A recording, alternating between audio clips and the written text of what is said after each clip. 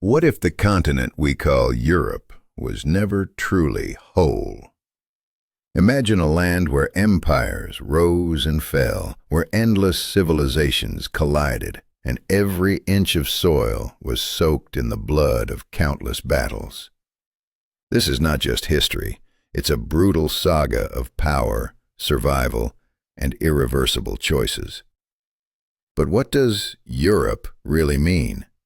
And why did this western edge of Eurasia become the cradle of what we now call Western civilization? The answer is far from simple, and the paths not taken haunt the shadows of every decision. Friends, be sure to subscribe to my Quiet History channel, like it, and leave a comment of at least 7 words. This is necessary for the channel to function. Share this video with others if you think it's important.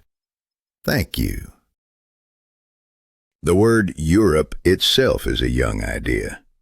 Ancient Greeks, the founders of much of European culture, only called those living north and west of them Europeans. To them, Greece was a world apart, wedged between barbaric Europe and despotic Asia. Romans didn't even acknowledge Europe as a place. Their empire was everything, and the lands beyond were just barbarian wilderness. The Byzantines called it the Roman Empire, and medieval people saw their world divided by religion, Christianity against Islam. It wasn't until the Renaissance, after the fall of Constantinople, when Greek scholars flooded the West, that the modern concept of Europe began to take shape. But how did it all truly begin? Long before Greeks, Romans, or Byzantines, this land was home to different beings, creatures whose stories challenge everything we think we know. Around 40,000 years ago, modern humans known as Cro-Magnons arrived here, migrating from Africa through the Middle East. But Europe was already inhabited. The Neanderthals had lived here for over 200,000 years, an ancient lineage we often misunderstand. Neanderthals were no brutes. They controlled fire, crafted complex tools, honored their dead with rituals, and cared for their sick and disabled. Archaeologists have uncovered skeletons with healed injuries, proving they nursed the wounded for months, maybe years. What if the brutal us versus them narrative is a lie? What if the boundary between we and they was always blurred, fluid, fragile, and permeable? For nearly 10,000 years, these two species coexisted, sharing territories, competing fiercely, sometimes clashing in violence, but also interbreeding. Genetic evidence reveals that every modern European carries between 1 and 3% Neanderthal DNA. This isn't just a scientific fact, it's a testament that our history began with mixing, with survival through blending, with the extinction of some groups and the rise of others. This tragic pattern of coexistence and conflict would echo through millennia of European history. Around 30,000 years ago, the Neanderthals disappeared. Why? The truth remains elusive. Did the Cro-Magnons outcompete them with superior hunting skills and social structures? Did rapid climate changes overwhelm their ability to adapt? Or did they simply dissolve into the incoming populations, leaving only fragments of their genes behind? This unknown marks a turning point, a decision of fate carved in ice and blood. Europe was now in the hands of modern humans. The next 20,000 years marked the Paleolithic era, an age of hunters and gatherers, small nomadic groups chasing the herds, living on the knife's edge of survival. Yet in caves from Lascaux in France to Altamira in Spain, their art survives, vivid, haunting paintings that speak across the millennia. These images are more than decoration.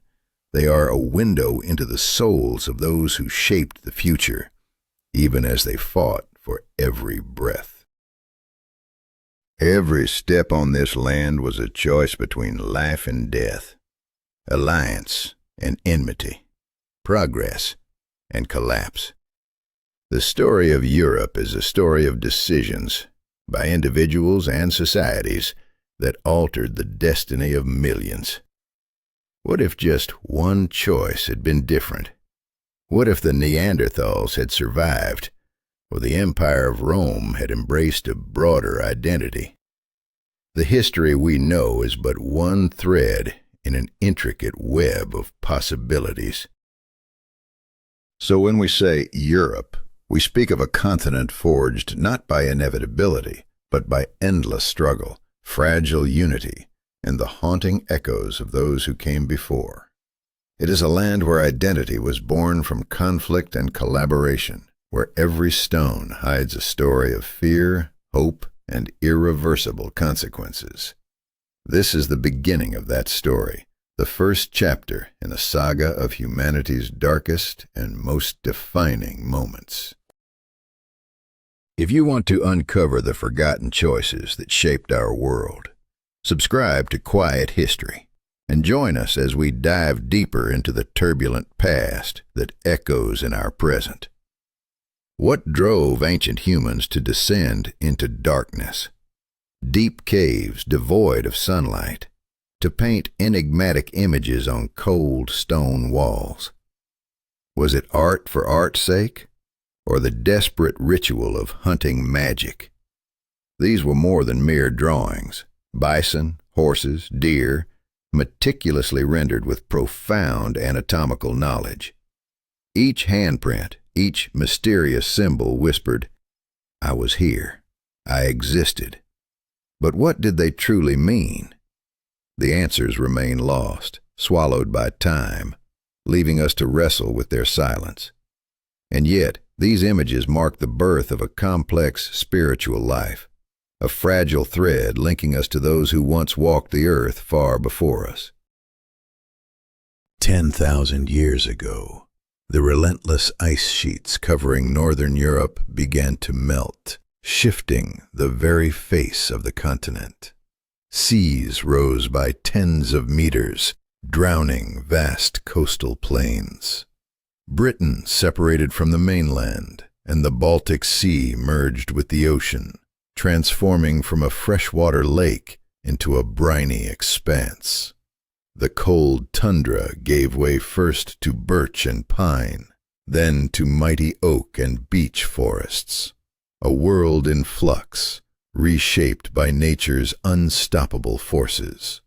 But in this shifting landscape, the great mammoths and woolly rhinoceroses vanished forever, replaced by more nimble deer, wild boar, and aurochs.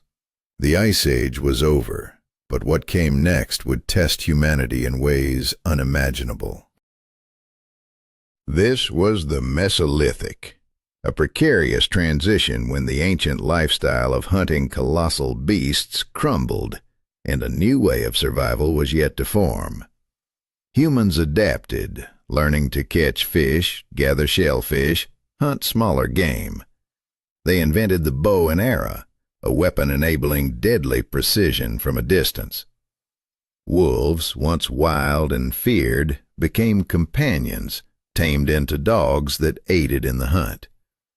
Watercraft evolved from simple rafts to dugout canoes, then increasingly sophisticated vessels able to brave open seas. Yet these innovations were only the prelude to a revolution that would rewrite the fate of Europe forever. Around 7,000 years before our era, a seismic shift shook the continent. Agriculture arrived. It did not emerge from the wilderness spontaneously. It was brought by migrants from modern-day Turkey, traveling through the Balkans, spreading west and north. These new settlers grew wheat and barley, raised goats, sheep, pigs, and cattle. Unlike the nomadic hunters, they crafted ceramic vessels, heavy, fragile, but perfect for settled life. They built permanent homes from wood, clay, and stone, places where families stayed for years, generations even. The encounter between these farmers and indigenous hunter-gatherers ignited one of early Europe's most dramatic chapters, though not a word of it was ever written down. What actually happened during this collision of worlds? Genetic evidence paints a chilling picture. The newcomers nearly replaced native populations across much of Europe. Was it genocide? Did diseases carried by farmers annihilate communities that had no immunity? Or was it a quieter, relentless tide? Farmers' sedentary lifestyle allowing women to bear more children, outpacing the nomads. Most likely, all these forces converged, an unstoppable wave drowning the old ways beneath new bloodlines and new customs. Over 2 to 3 millennia, Neolithic farmers spread from Greece to Ireland, from Spain to Scandinavia, reshaping the continent's human landscape with irrevocable consequences. Life as a farmer was brutal. Skeletal remains tell the story. More signs of disease, malnutrition, and toil than among hunters. Average heights shrank. The monotony of grain-based diets wore on the body. Yet this hardship came hand in hand with power, the ability to stockpile food, support larger populations on the same land. Villages swelled to dozens, even hundreds, while hunter groups rarely exceeded 30. With abundance came inequality. Some amassed grain, livestock, land. Others took on craft work, tool-making, pottery, jewelry. Leaders emerged, chieftains and priests, wielding influence born not of birthright, but of control over resources and belief. Each decision, each step forward, carried a weight no one could have foreseen. The dawn of agriculture was not just a technological advance. It was a crucible forging new social orders, new conflicts, and new fears. The irreversible choice to settle, to cultivate, to dominate the land forever altered human destiny. The echoes of those choices thunder through our history, reminding us that progress often comes with a price, the loss of innocence, of freedom, and sometimes of entire peoples. If this journey into our distant past captures your imagination, subscribe to Quiet History for more stories that unravel the tangled threads of humanity's epic saga. What if the very tools we rely on to record history are themselves harbingers of change? The Mycenaeans inherited a script from the Minoans, adapting it into what we now call Linear B, an ancient code unlocked only in the 20th century. But this wasn't poetry or myth. It was dry, merciless accounting. These tablets detailed the lives of slaves, grain stocks, and bronze weapons inventories. Behind these cold records, a fierce society was revealed, one ruled by kings known as wannachs, backed by warriors, priests, and bureaucrats, while slaves languished at the bottom. This was a civilization forged in discipline and order, yet destined for chaos. What forces would tear apart this carefully balanced world? The Mycenaeans were warriors through and through, locked in relentless conflict with each other and driven by a hunger for plunder. Around the 12th century before the Common Era, they may have laid siege to the city of Troy, a legend that would echo through millennia in Homer's Iliad. Yet the victor's triumph was fleeting. Their own cities would soon fall victim to a wave of destruction sweeping across the eastern Mediterranean. Empires of the Bronze Age collapsed. The Hittite kingdom, Levantine city-states, nearly every Mycenaean fortress. Egypt barely survived the storm. Who were these mysterious sea peoples, arriving on ships like phantoms, leaving ruin in their wake? Their origin is still debated, but their impact was clear, an end and a beginning shrouded in darkness. What happens when writing itself vanishes? With the fall of the Bronze Age, a dark age descended, a time of silence where no scripts survived, trade routes died, and once thriving cities were abandoned. For 4 centuries, Europe spiraled into chaos, losing memory and record. Yet from this abyss, something extraordinary would arise. It was here, amid collapse, that the roots of classical Greece took hold, and with them, the dawn of European civilization as we know it. How does a world rebuild when the very language of power and memory has been erased? In the 8th century before the Common Era, the Greeks rewrote history itself, not with linear B, but with a new alphabet borrowed from the Phoenician traders of the Levant. This alphabet was not just a tool, it was a revolution. From it sprang all European writing systems, Latin, Cyrillic, Gothic, runes. But the transformation was deeper than technology. Where the Mycenaeans used writing to tally resources and control, the new Greeks used it to capture stories, laws, and prayers. Writing became a vessel for memory, identity, and ideas, breaking free from the chains of power. What did this shift mean for a people reclaiming their past? As the archaic Greeks began to write, their world was bursting with new energy and expansion. Population pressures, political strife, and a thirst for adventure propelled them to colonize the Mediterranean shores. Italy, Sicily, the Black Sea, North Africa, Gaul, and Iberia. They founded cities that would become legends: Massalia, Neapolis, Byzantium. Yet these colonies were independent entities, connected culturally but politically free, each one a unique microcosm with its own laws, gods, and rulers. Kings ruled some, aristocrats others, and in some, democracy first took root. How could so many diverse communities claim a single Greek identity amid constant rivalry?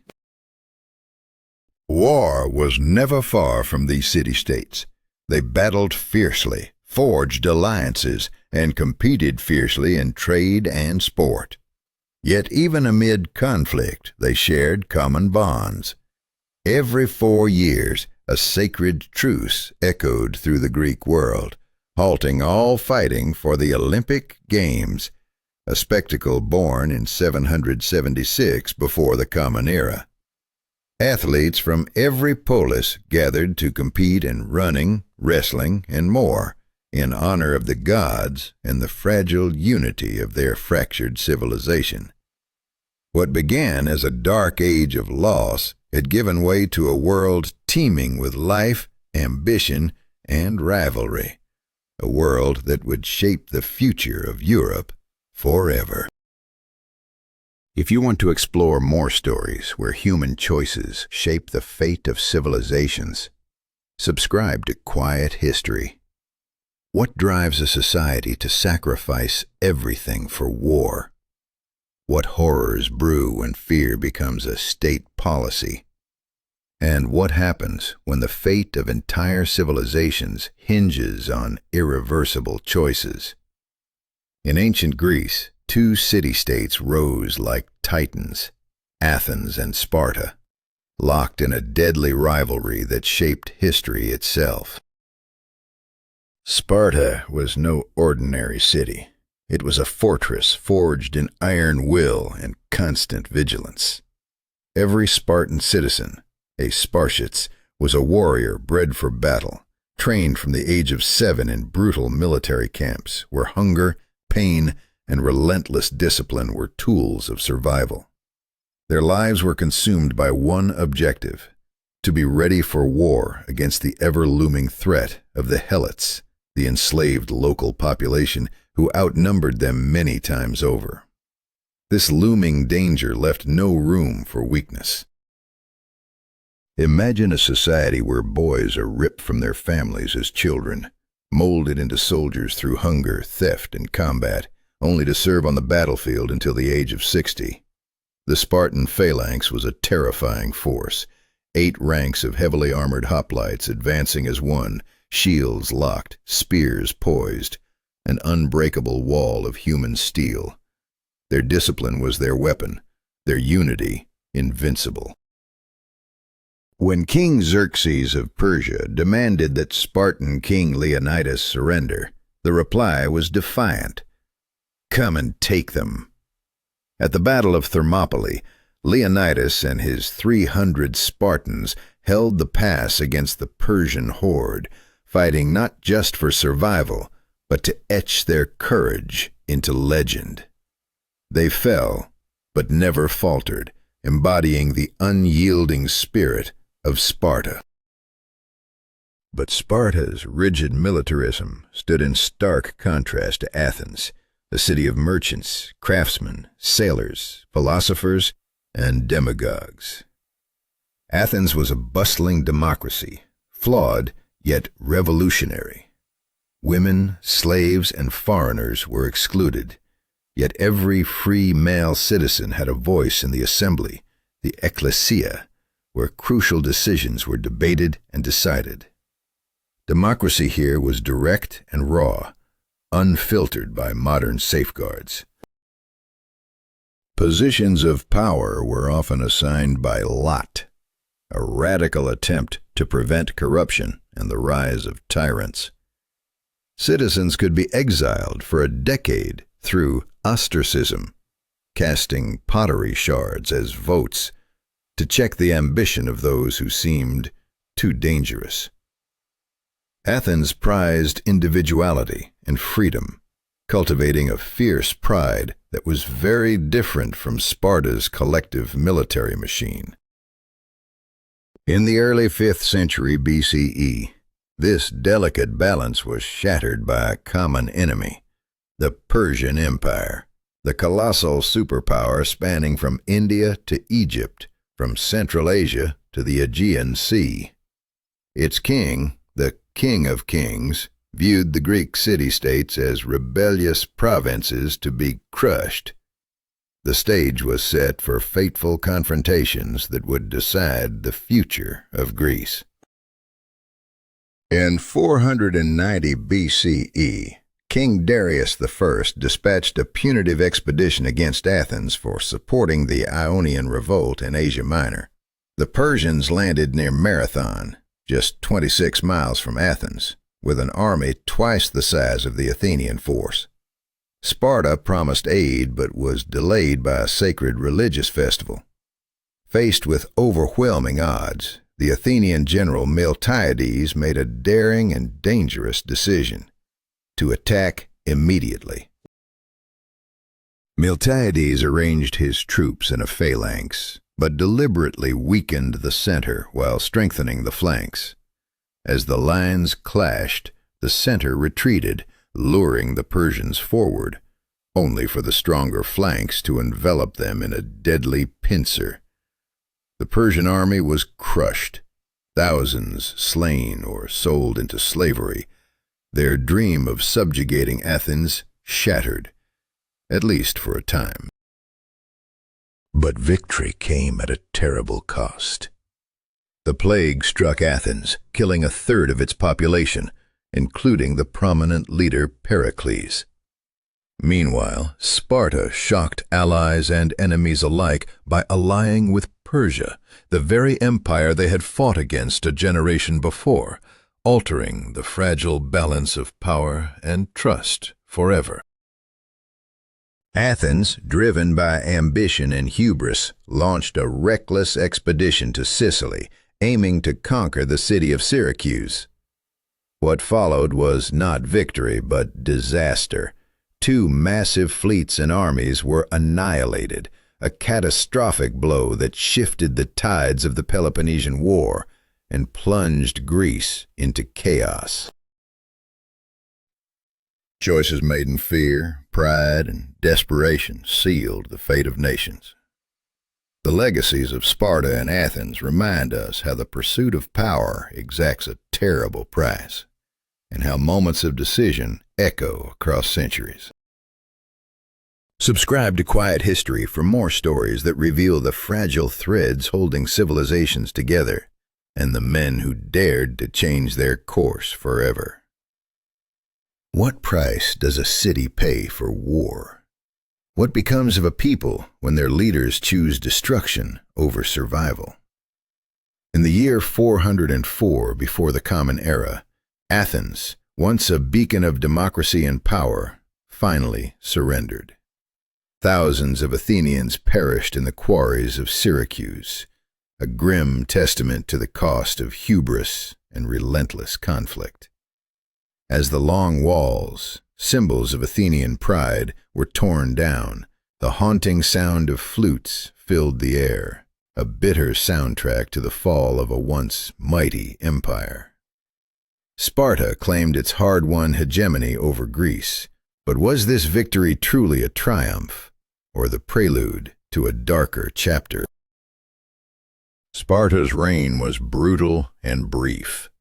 Their warriors excelled on the battlefield, but failed miserably as rulers. Within 3 decades, their grip on power slipped away, giving way to Thebes' ascendancy, only to be supplanted 20 years later by the relentless wear of endless wars. The Greek city-states, battered and broken by their own incessant conflicts, became ripe prey for a new predator from the north, Macedonia. Yet Macedonia itself was a land of contradictions, claiming Greek heritage, but viewed by the southern city-states as semi-barbaric outsiders. Enter Philip II, a king both feared and revered. He was no ordinary monarch. He was a mastermind of war and diplomacy. Philip revolutionized the Macedonian army, forging a phalanx of spearmen wielding 5-meter pikes called sarissas. This formation was slower and less flexible than the traditional Greek hoplite lines, but on flat terrain it was an impenetrable forest of steel points. Backed by elite cavalry and agile light infantry drawn from the Macedonian nobility, Philip's forces shattered the combined armies of Athens and Thebes at the Battle of Chaeronea in 338 before the Common Era. Greek independence was extinguished in a single, crushing blow. With his victory secured, Philip forged the Corinthian League, a fragile alliance that masked Macedonia's true domination. His ambition stretched far beyond Greece. He dreamed of conquering Persia. But fate would intervene. At the wedding of his daughter, Philip was assassinated, his death shrouded in whispers of palace intrigue and possible betrayal by his wife Olympias. The throne passed to his son Alexander, only 20 years old, an inexperienced young man thrust into the eye of an unstoppable storm. Alexander's rise was meteoric and relentless. By the age of 32, he had forged the largest empire the world had ever seen, stretching from Greece across Egypt and Persia to the edges of India. In 3 decisive battles, Granicus, Issus, and Gaugamela, he shattered the Persian Empire's hold on the ancient world. But Alexander was more than a conqueror. He was a visionary who sought to blend Greek and Eastern cultures. He founded dozens of cities named after himself, married into local royalty, and encouraged his soldiers to wed native women, dreaming of a new, unified civilization born from fire and steel. Yet even his empire, carved by the edge of a sword, was fragile and fleeting. When Alexander died suddenly at Babylon from a fever, his vast domain fractured. His generals, the Diadochi, waged bitter wars for decades, fragmenting the empire into three dominant kingdoms: the Ptolemies in Egypt, the Seleucids in Syria, and the Antigonids in Macedonia. This ushered in the Hellenistic era, where Greek culture permeated the Eastern Mediterranean and Near East, intertwining with diverse local traditions. Amidst this cultural flourishing, Alexandria in Egypt rose as the Mediterranean's largest city and a beacon of knowledge. The Ptolemies' famed library amassed hundreds of thousands of scrolls, preserving the wisdom of the ancient world. Here, Euclid penned Elements, a geometry textbook that would guide scholars for 2 millennia. Archimedes of Syracuse uncovered the secrets of hydrostatics, invented water screws, and engineered war machines that defended his city against Roman siege. Eratosthenes measured Earth's circumference with remarkable precision, and Aristarchus of Samos proposed a heliocentric model centuries before Copernicus, only to be dismissed. But while Greek minds soared and battled amongst themselves, a new force was rising to the west. Rome, a tiny city on the Tiber River in central Italy, was growing into a power that would dominate the Mediterranean and shape Europe for centuries. Its origins are steeped in myth and blood. Romulus and Remus, twin sons of the war god Mars and a Vestal virgin, abandoned and saved by a she-wolf's milk, would grow to found a city born of fraternal betrayal. Romulus slew Remus, claiming kingship and setting Rome on a path marked by ambition, violence, and destiny. To fill the new city, Romulus declared an open invitation to the outcasts and fugitives of nearby lands, beginners in a brutal experiment of power and survival. The choices made in those earliest moments would echo through history, shaping an empire that would outlast kings and conquerors alike. Each decision, each betrayal, each victory was a thread in the weaving of a legacy that still binds us today. The question remains, what price will be paid next? If you want to journey deeper into the shadows and triumphs of history's greatest turning points, subscribe to Quiet History and step boldly into the past, where every choice is a wager with fate. What drives a city to rise from simple villages to an unstoppable empire? How do fear and ambition twist fate into irreversible choices? And what happens when power falls into the hands of one man? The story of Rome is one of desperate decisions and shattering consequences. Rome did not begin with grand temples or mighty armies. It was born as a scattered group of villages perched on 7 hills, guarding a shallow crossing over the Tiber River and controlling a vital salt route from the heart of Italy to the sea. This modest origin masked a future that would shake the ancient world. But beneath the surface, tensions were already brewing between neighbors, cultures, and ambitions that would shape history forever.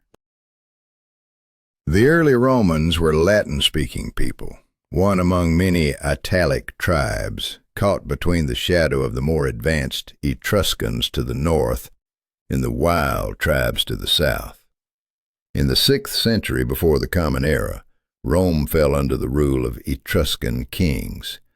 These kings transformed the scattered villages into a city, erecting temples, forums, and even a primitive sewer system that whispered of civilization's dawn.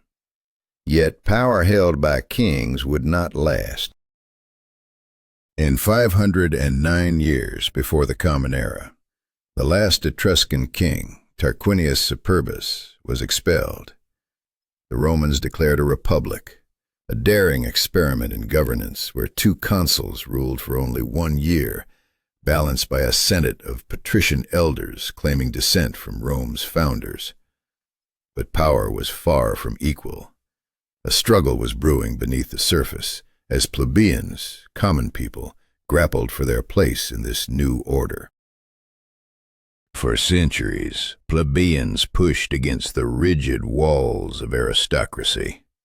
Their battle was not just for land or coins, but for voice, for law, for recognition. Slowly, painfully, their efforts bore fruit.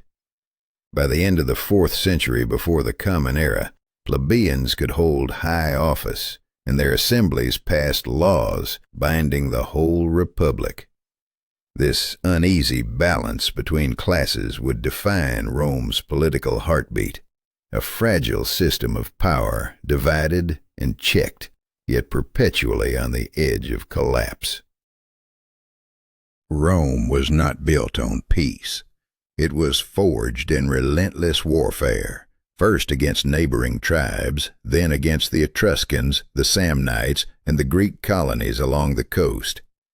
By the year 270 before the Common Era, Rome ruled all of Italy south of the Po River. But this dominance was no accident. It was the product of a revolutionary strategy, not just on the battlefield, but in diplomacy and governance. Rome's secret weapon was its political system. Defeated peoples were not simply conquered, they were offered alliances under varied terms. Some granted full citizenship, others partial rights, and many maintained autonomy as allies supplying troops. Enemies were turned into allies, and allies into citizens. This web of loyalty and obligation wove Rome's power into the fabric of Italy itself.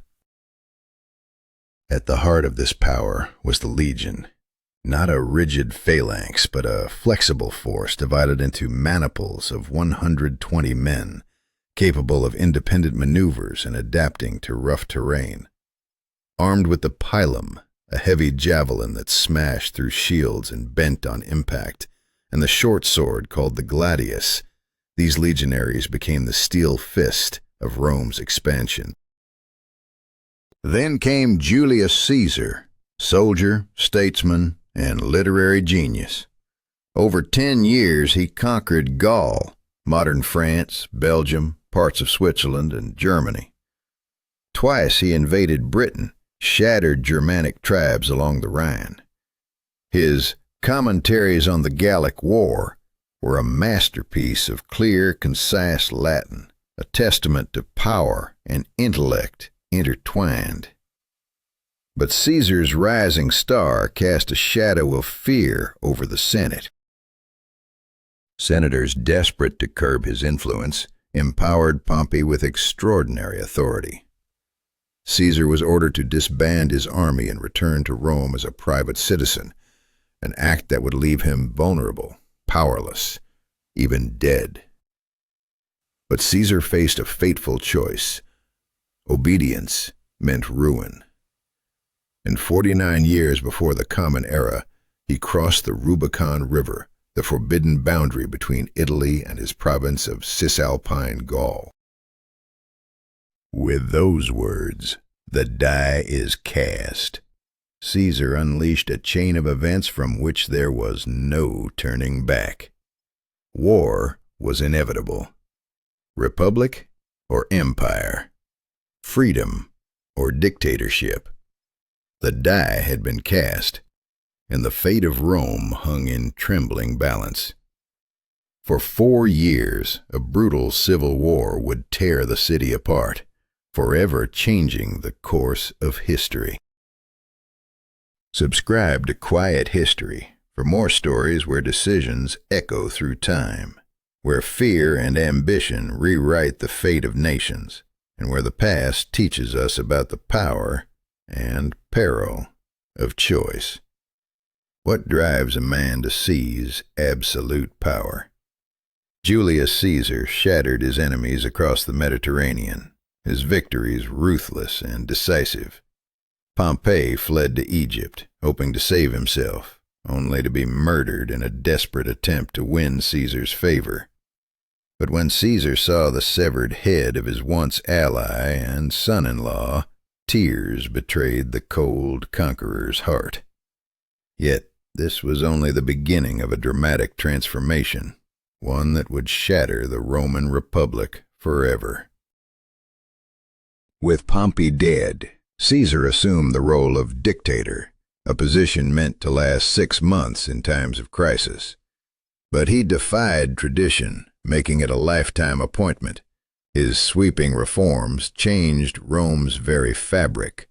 A new calendar, later known as the Julian calendar, still guides us today. Veterans were settled in distant colonies. Grand construction projects reshaped the city, and the Senate swelled with provincial voices. Yet for Rome's old patrician guard, Caesar was no reformer, but a tyrant. The tension was building, silently, but relentlessly. The Ides of March, 44 years before the birth of Christ, brought the fateful reckoning. Senators, led by Brutus and Cassius, plunged their daggers into Caesar beneath the statue of Pompey. His dying words struck with shocking betrayal. "You too, child?" A final pistol shot of human tragedy aimed at a man he once called a son. But the murder of Caesar did not restore the Republic. It was its death knell. From Caesar's death rose the second triumvirate, Mark Antony, Octavian, and Lepidus, who crushed the Republican forces with brutal efficiency. Power struggles followed swiftly. Lepidus was ousted, Antony and Cleopatra defeated by Octavian, leaving him as Rome's sole ruler. By 27 years before Christ, the Senate granted Octavian the title Augustus, the revered and sacred. Rome's republic remained a facade, but the empire had begun in earnest. Augustus ruled for 44 years, crafting an imperial system that would endure 3 centuries. He called himself princeps, first among equals, not king. Yet he controlled legions, provinces, and the treasury with an iron grip, veiled behind republican institutions that survived merely as a mask. He defined Rome's boundaries by natural frontiers, the Rhine and Danube to the north, deserts to the south, and the Euphrates to the east.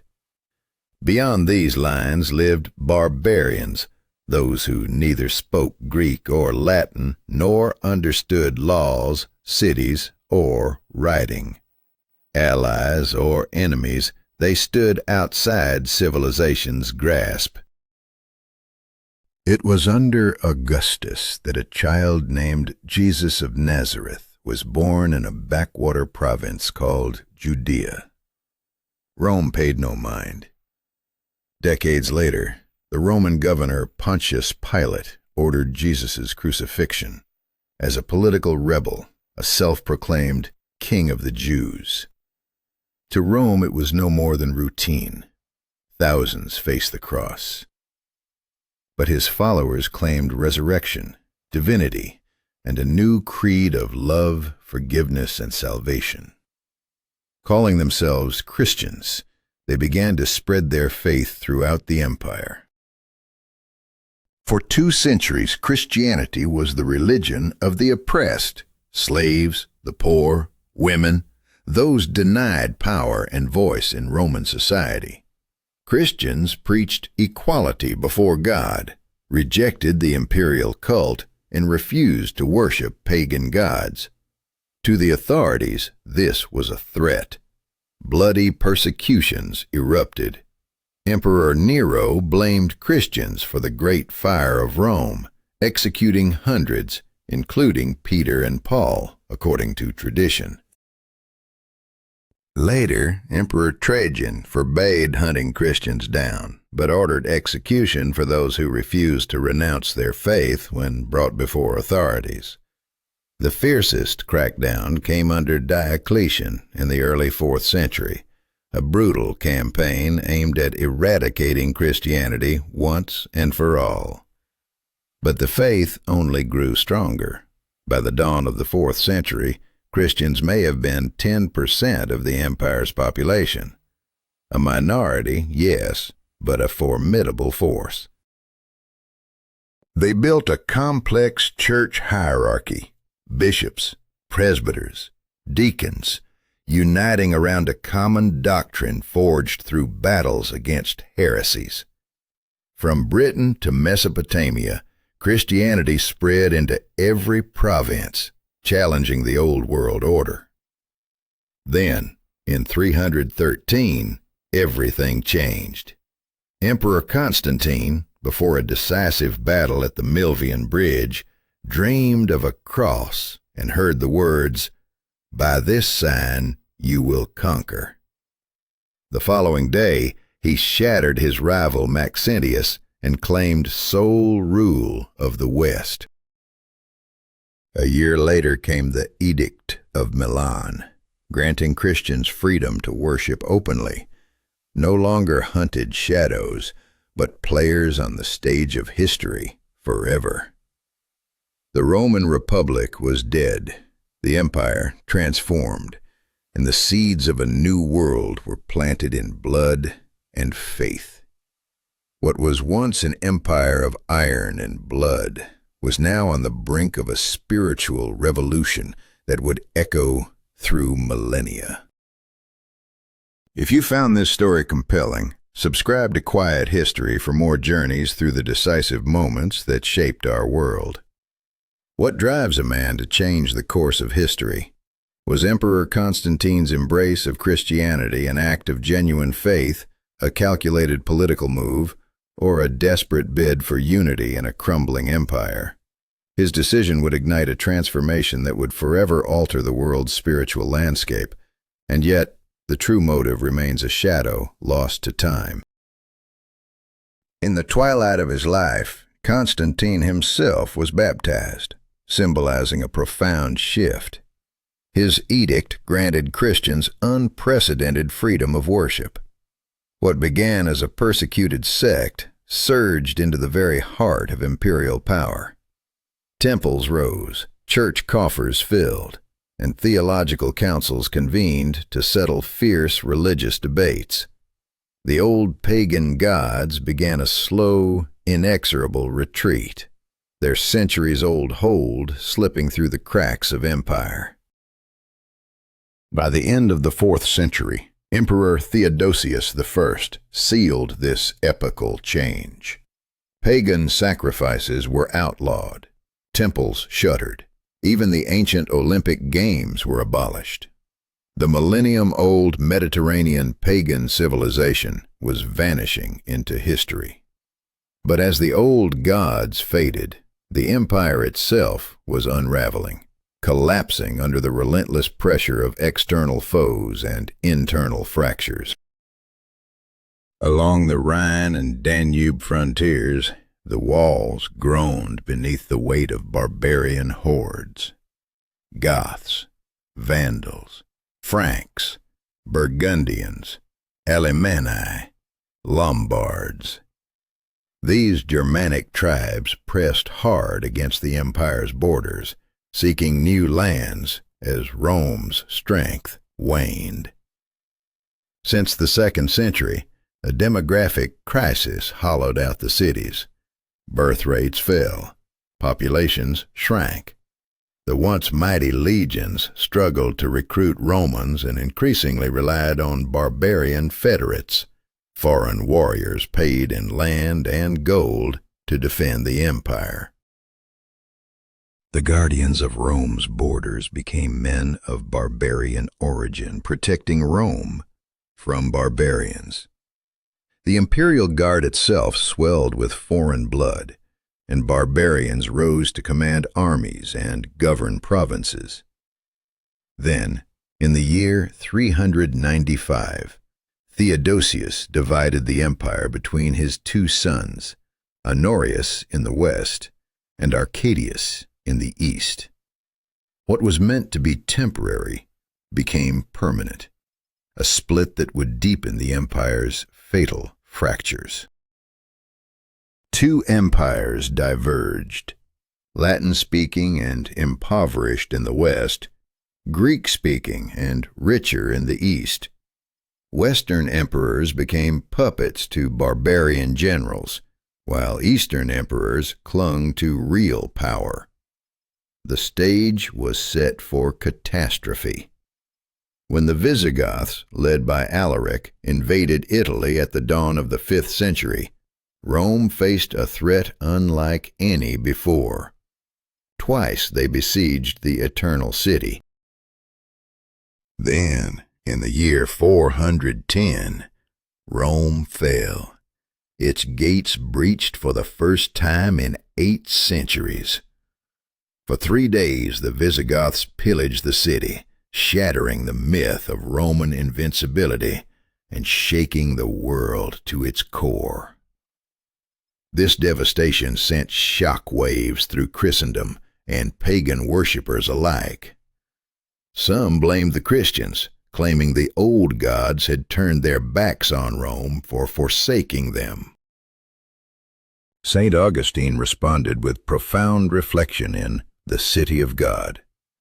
Earthly kingdoms are fleeting, he argued. The only eternal realm is the city of God. His words became a spiritual refuge amid the ruins, a beacon for a civilization in freefall.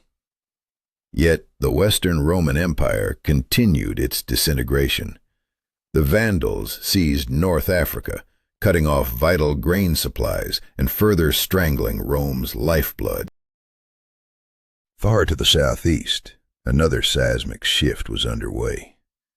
Muhammad, born in Mecca, was not a god, but a prophet, the last in a long line from Adam to Jesus. Rejected by the Meccan elite, he and his followers fled to Medina in 622, marking the beginning of the Islamic calendar. There, Muhammad evolved from preacher to political and military leader, uniting the Arabian tribes into a formidable force. By 630, Muhammad had retaken Mecca, and at his death in 632, he ruled the entire Arabian Peninsula. His successors, the caliphs, launched an unstoppable expansion.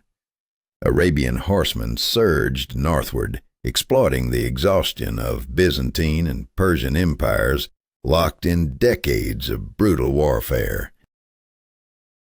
By 650, the Arabs controlled Syria, Palestine, Egypt, and Mesopotamia, and they obliterated the Sassanid Persian Empire. By the early 8th century, the Arab Caliphate stretched from the Atlantic Ocean to the Indus River, from the Caucasus Mountains to the Sahara Desert. A vast empire built in less than a century, rivaling Alexander the Great's conquests. In 711 through 713, Arab forces laid siege to Constantinople by sea and land. The Byzantine capital teetered on the brink of collapse, seemingly doomed. But the Byzantines unleashed a secret weapon, Greek fire, a terrifying incendiary substance that burned even on water. The Arab fleet was engulfed in flames. The siege failed. Constantinople survived, preserving for Europe a bastion of Christian civilization in the East. But the West was slipping away, fading into chaos and barbarian kingdoms. The choices made, the faith embraced, the battles fought, the borders defended or lost, were irreversible. The ancient world was ending, and a new age was dawning, forged in fire and faith. This was no simple fall. It was a cascade of fateful decisions and relentless pressures, a struggle between old gods and new faiths, between empire and barbarism, between survival and extinction. The echoes of these moments still resonate, reminding us how fragile civilizations truly are, and how the choices of a few can change the course of history forever. Subscribe to Quiet History to explore more stories where history's most dramatic choices come to life. What if a single battle could decide the fate of Western civilization? What if one man's hammer strike echoed for centuries? In the year 732, near the city of Tours, Charles Martel, the Frankish mayor of the palace, faced the invading Arab army that had swept across Spain and crossed the Pyrenees into Frankish lands. The clash was brutal, the stakes unimaginable. Against all odds, Charles Martel's forces shattered the Arab army. But this was no final victory. It was only the beginning of a tense, fragile standoff. For decades after Tours, Arab raids continued to strike southern France, relentless and fierce. Yet the battle marked a symbolic line. The Christian West did not collapse under the advancing tide as the East had. The border between the Islamic and Christian worlds hardened, stabilizing for centuries, in Spain for 700 years, and at the Near East forever. A boundary forged by war and unyielding resolve, a line that defined worlds. But these warriors from the Arab world brought more than just war. The Caliphate emerged as a dazzling center of knowledge, art, and science. Arabic became the thread weaving together vast territories from Morocco to Iraq. In Baghdad, founded by the Abbasids in 762, the House of Wisdom rose, a beacon where Greek, Persian, and Indian texts were translated and studied. Europe had forgotten Aristotle, but the Arabs preserved him. Medicine, mathematics, astronomy, chemistry, philosophy. In these fields, the Islamic world surged centuries ahead of Christian Europe. They adopted the Indian numerals, including the concept of zero, alien to Roman minds. Algebra itself was born here, its name from the Arabic al-Jabr. Observatories tracked the stars. Precise astronomical tables mapped the heavens. Ibn Sina, known in the West as Avicenna, authored the Canon of Medicine, Europe's cornerstone medical text until the 17th century. Ibn Rushd, or Averroes, wrestled with reconciling faith and reason through his commentaries on Aristotle. Al-Khwarizmi laid the foundations of algorithms, a word derived from his name, shaping the future of computation itself. Meanwhile, Europe stumbled deeper into darkness. Dark ages descended. Cities shrank or vanished. Trade withered. Literacy fell to new lows. Kings often could not read.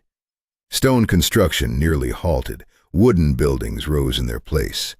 Roads crumbled, aqueducts decayed, and Europe became a land of villages, castles, and monasteries. These monasteries were islands of civilization amid a sea of barbarism. Monks preserved Latin literacy, painstakingly copying ancient texts and recording chronicles. Saint Benedict of Nursia in the 6th century created a monastic rule emphasizing pray and work, a rhythm that became the backbone of Western monasticism. Monks cleared forests, drained swamps, and built model estates. While Europe grappled with its turmoil, Ireland nurtured a unique monastic culture. Irish monks became missionaries, spreading Christianity across Europe, founding monasteries and converting pagans. Saint Columbanus established Bobbio in Italy and Lisieux in France, while Saint Boniface preached in Germany.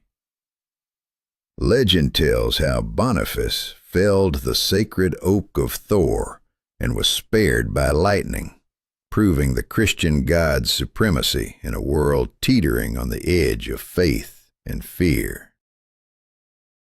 From the chaotic barbarian kingdoms, one rose above the rest, the Frankish kingdom.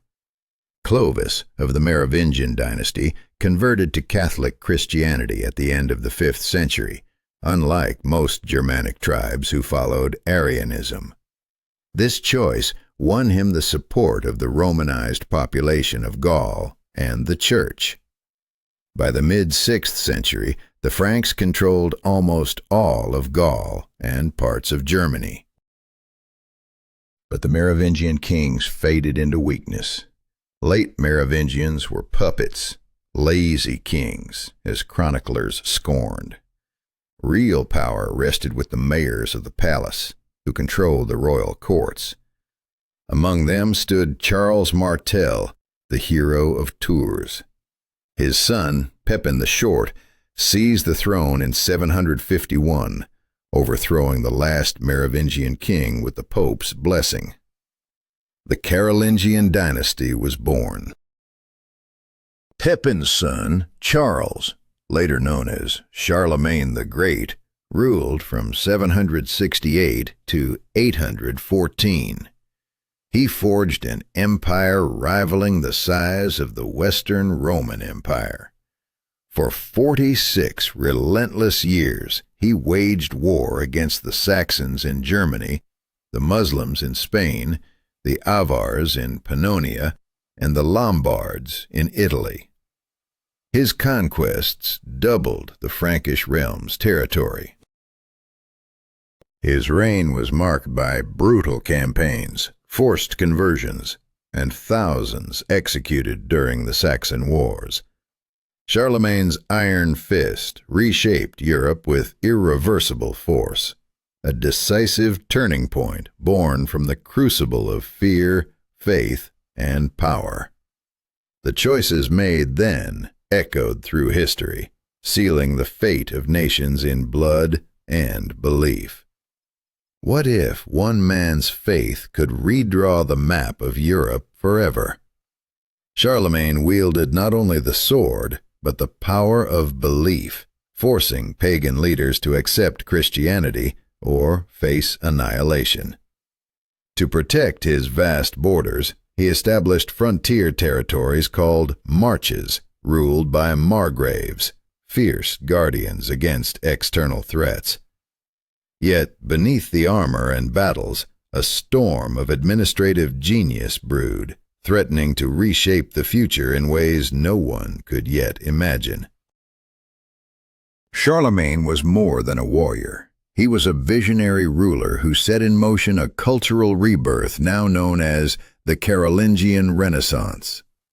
At his court in Aachen, he summoned scholars from across Europe: Alcuin from York, Paulus Diaconus from Italy, Theodulf from Spain. Together they transformed education, standardized Latin, and created the Carolingian minuscule script, the very foundation of our modern alphabet. But this intellectual flowering was more than art and letters. It was a shield against the darkness of forgotten knowledge. In the year 800, an event shook Christendom to its core. Pope Leo III crowned Charlemagne as Emperor of the Romans, a monumental act, reviving the idea of a unified Western Empire. Yet this title was a fragile symbol. Charlemagne's empire was a Germanic power, not the ancient Roman state it claimed to be. This bold assertion sparked fury in Byzantium, where the sole true Roman emperor still ruled from Constantinople. They seethed, powerless to confront this usurpation, setting the stage for centuries of bitter rivalry. But what is empire? if not a fragile dream doomed to shatter. After Charlemagne's death, the ancient tribal customs prevailed. His kingdom was divided among his heirs, fracturing the empire into 3 parts at the Treaty of Verdun in 843. The western lands grew into France, the eastern into Germany, and the middle kingdom, Lotharingia, became a prize contested by neighbors for generations. This fracturing sowed the seeds of conflict, turning Europe into a chessboard of rivalries destined to flare for centuries. As internal divisions weakened the realm, a new terror rose from the north. The Vikings, fierce sea raiders from Scandinavia, began to descend on Europe's coasts. But Viking was not a people, it was a profession, the art of ruthless maritime plunder. These Normans, Norwegians, and Swedes struck fear into the heart of Europe, their longships slicing through waters like shadows of death, heralding a relentless wave of destruction that no wall could hold back.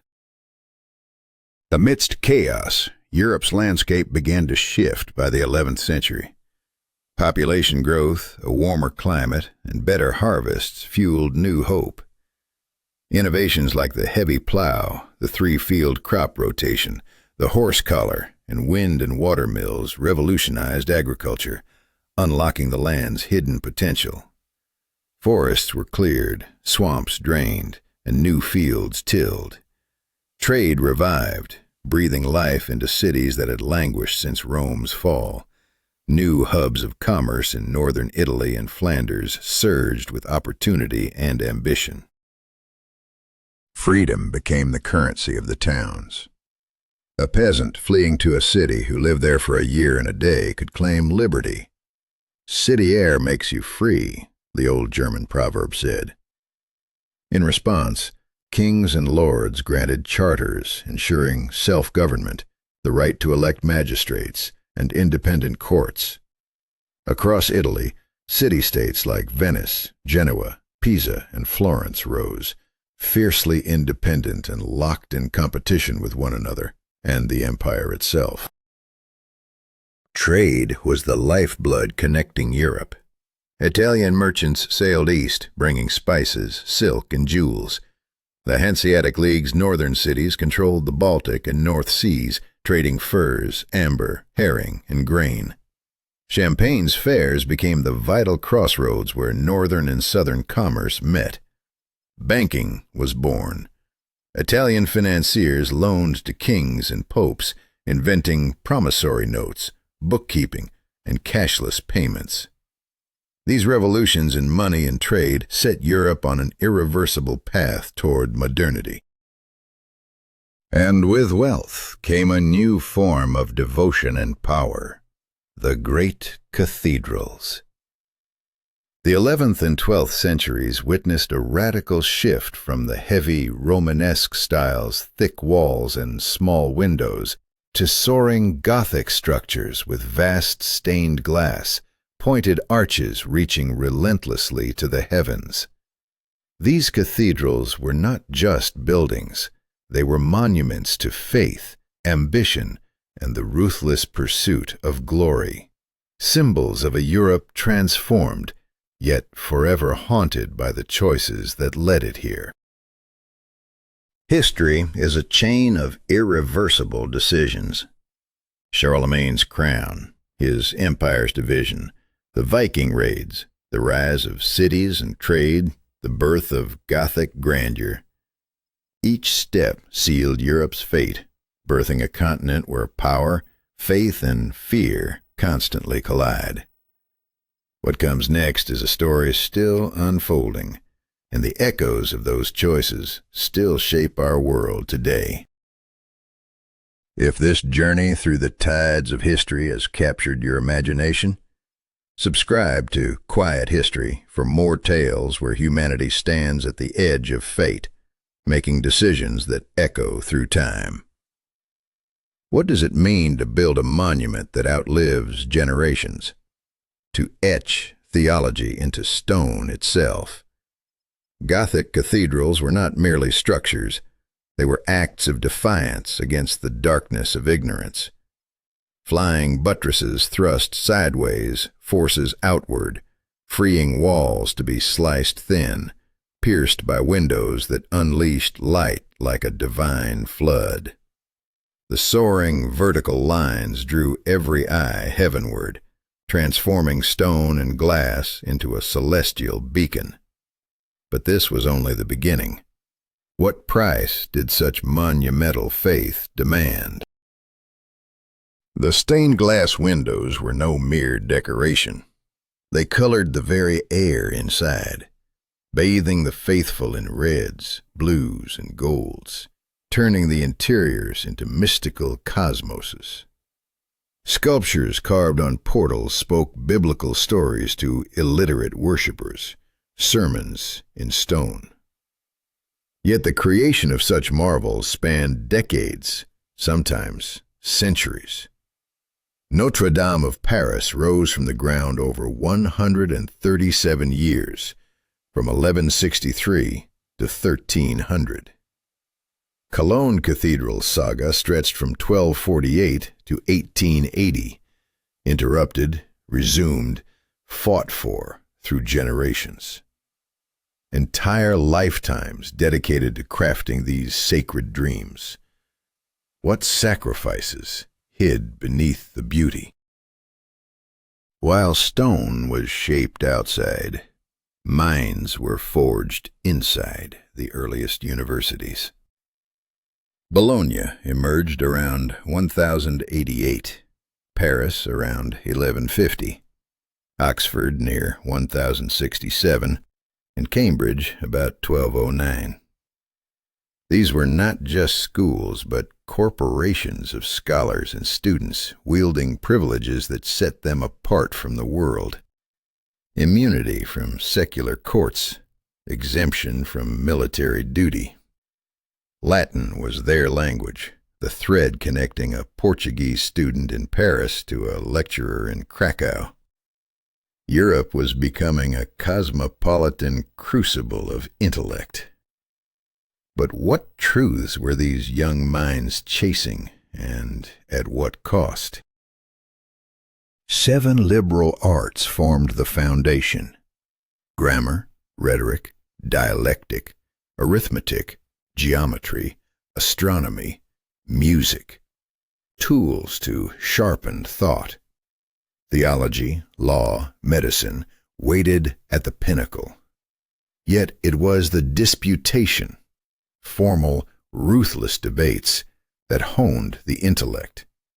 Students learned not just knowledge, but how to argue, dissect, and challenge. Around this time, Europe rediscovered Aristotle, not just fragments filtered through Boethius, but his full corpus, brought through Arabic translations from Spain, reclaimed from centuries of Reconquista. With Aristotle came a torrent of ancient wisdom, but also dangerous contradictions. What happens when reason clashes with faith? Aristotle's vision was systematic and logical, grounded in observation and reason. But he denied the immortality of the individual soul, rejected the personal God of Christianity, claimed the world was eternal. Could a believer accept such ideas? Thomas Aquinas dared to answer yes. In the 13th century, he constructed a monumental synthesis of faith and reason, building a theological system that dominated Catholic thought for centuries. Reason could reach many truths about God and the world, but the deepest mysteries, Trinity, incarnation, salvation, were beyond logic, accessible only through revelation. Was this balance the final word, or just another battleground? Not everyone agreed. In 1270, the University of Paris condemned several Aristotelian theses outright. The Franciscans and Dominicans clashed bitterly, the former championing will over reason, mystical experience over scholastic method. Then came William of Ockham in the 14th century, pushing skepticism further. Reason could not prove religious truths. Faith alone sufficed. His nominalism challenged the existence of universals, insisting only particulars were real. The foundations of scholasticism trembled. As intellectual titans warred, what fate awaited Europe's fragile order? Meanwhile, outside cloistered halls, knights clashed in brutal combat. Feudalism forged a warrior aristocracy, land in exchange for military duty. Knights, burdened by heavy armor, wielded lances and swords atop steeds. Their upkeep was colossal. Horses, armor, weapons, servants, while peasants toiled the fields. The knight's sole duty was war. Yet even in war, a code emerged: chivalry, courtly manners, honor. This code was fragile and fraught with contradictions, echoing the tensions tearing through faith and reason. Would these ideals survive the storms ahead? The world was shifting beneath their feet.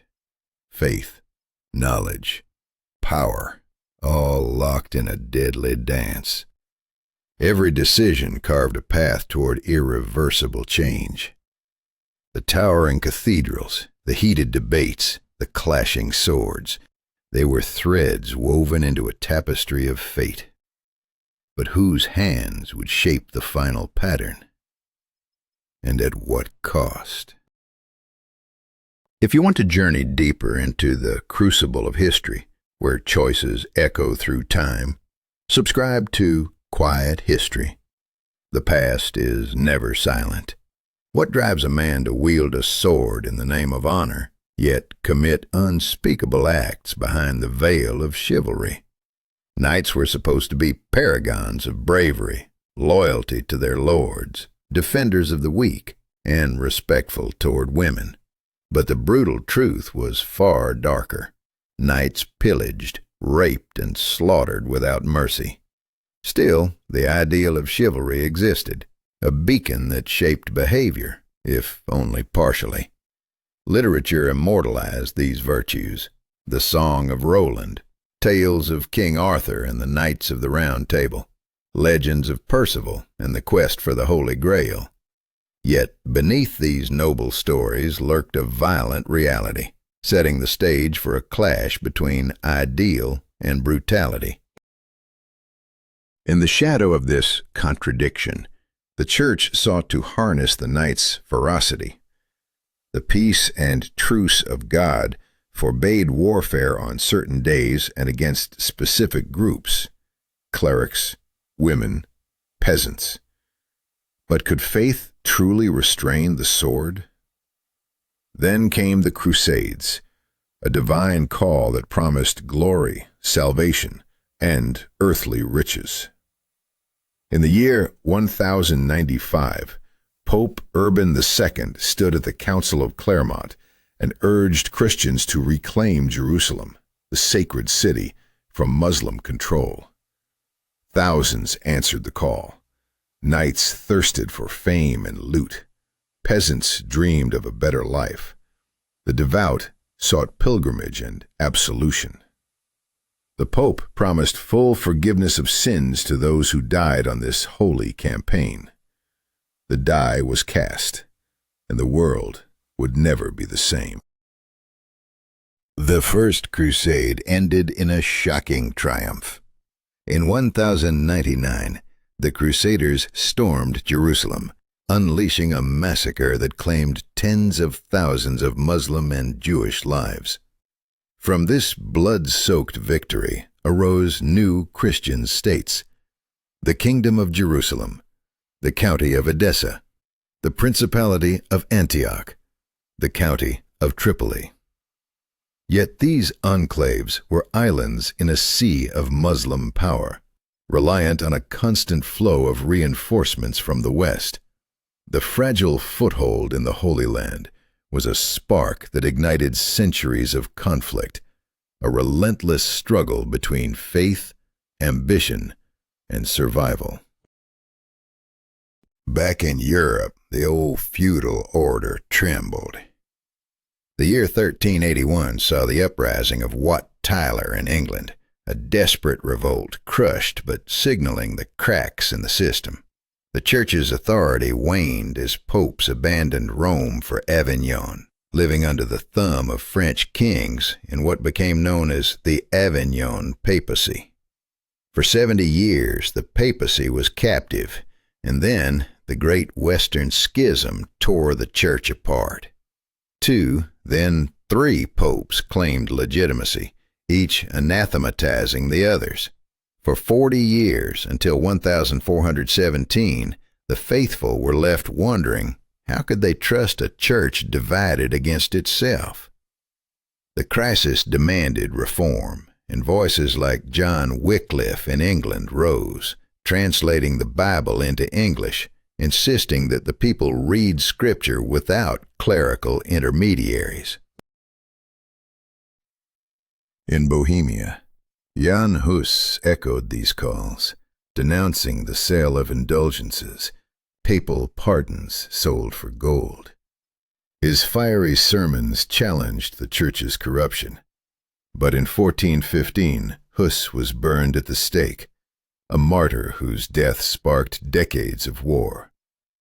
The Hussite Wars raged for 20 years, 5 crusades launched against heretics, all failures. While Western Christendom was consumed by internal strife, a new menace was rising in the East, one that would shake the very foundations of Europe. From a small principality in Asia Minor, the Ottoman Turks surged forth. By the 14th century, they had conquered much of Anatolia. In 1354, they crossed into Europe, beginning their relentless conquest of the Balkans. Byzantium, the ancient bastion that had held back Islam for centuries, was a shadow of its former self, drained by wars, civil strife, and economic decay. By the 15th century, only Constantinople and its surroundings remained. In the year 1453, the 21-year-old Sultan Mehmed II launched the final assault on Constantinople. 8,000 defenders faced an 80,000-strong Ottoman army. The city's walls had withstood sieges for centuries, but this time the Turks wielded a new weapon: massive cannons firing stone balls weighing half a ton. For 2 months, the walls were pounded relentlessly. On May 29th, the Turks stormed the city. Emperor Constantine XI died in battle, his body never found. The 1,000-year-old Byzantine Empire was no more. The fall of Constantinople sent shockwaves through Europe. The Ottoman threat was no longer distant. It was at the gates. The Turks swept through the Balkans, reached Hungary, and threatened Vienna itself. Yet from this catastrophe emerged an unexpected gift for the West. Greek scholars fled to Italy, bringing with them priceless manuscripts of ancient authors, igniting the flames of the Renaissance. The choices made in these turbulent centuries, between faith and power, war and peace, tradition and reform, shaped the destiny of a continent forever. How do we reckon with a past where ideals clash with brutality, where faith is weaponized, and where every decision ripples through history with irreversible consequences?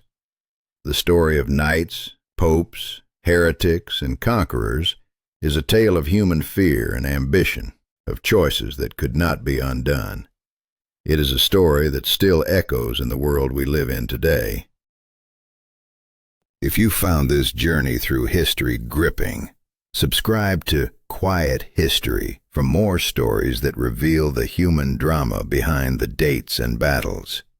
What if the very essence of human existence was about to be shattered and reborn?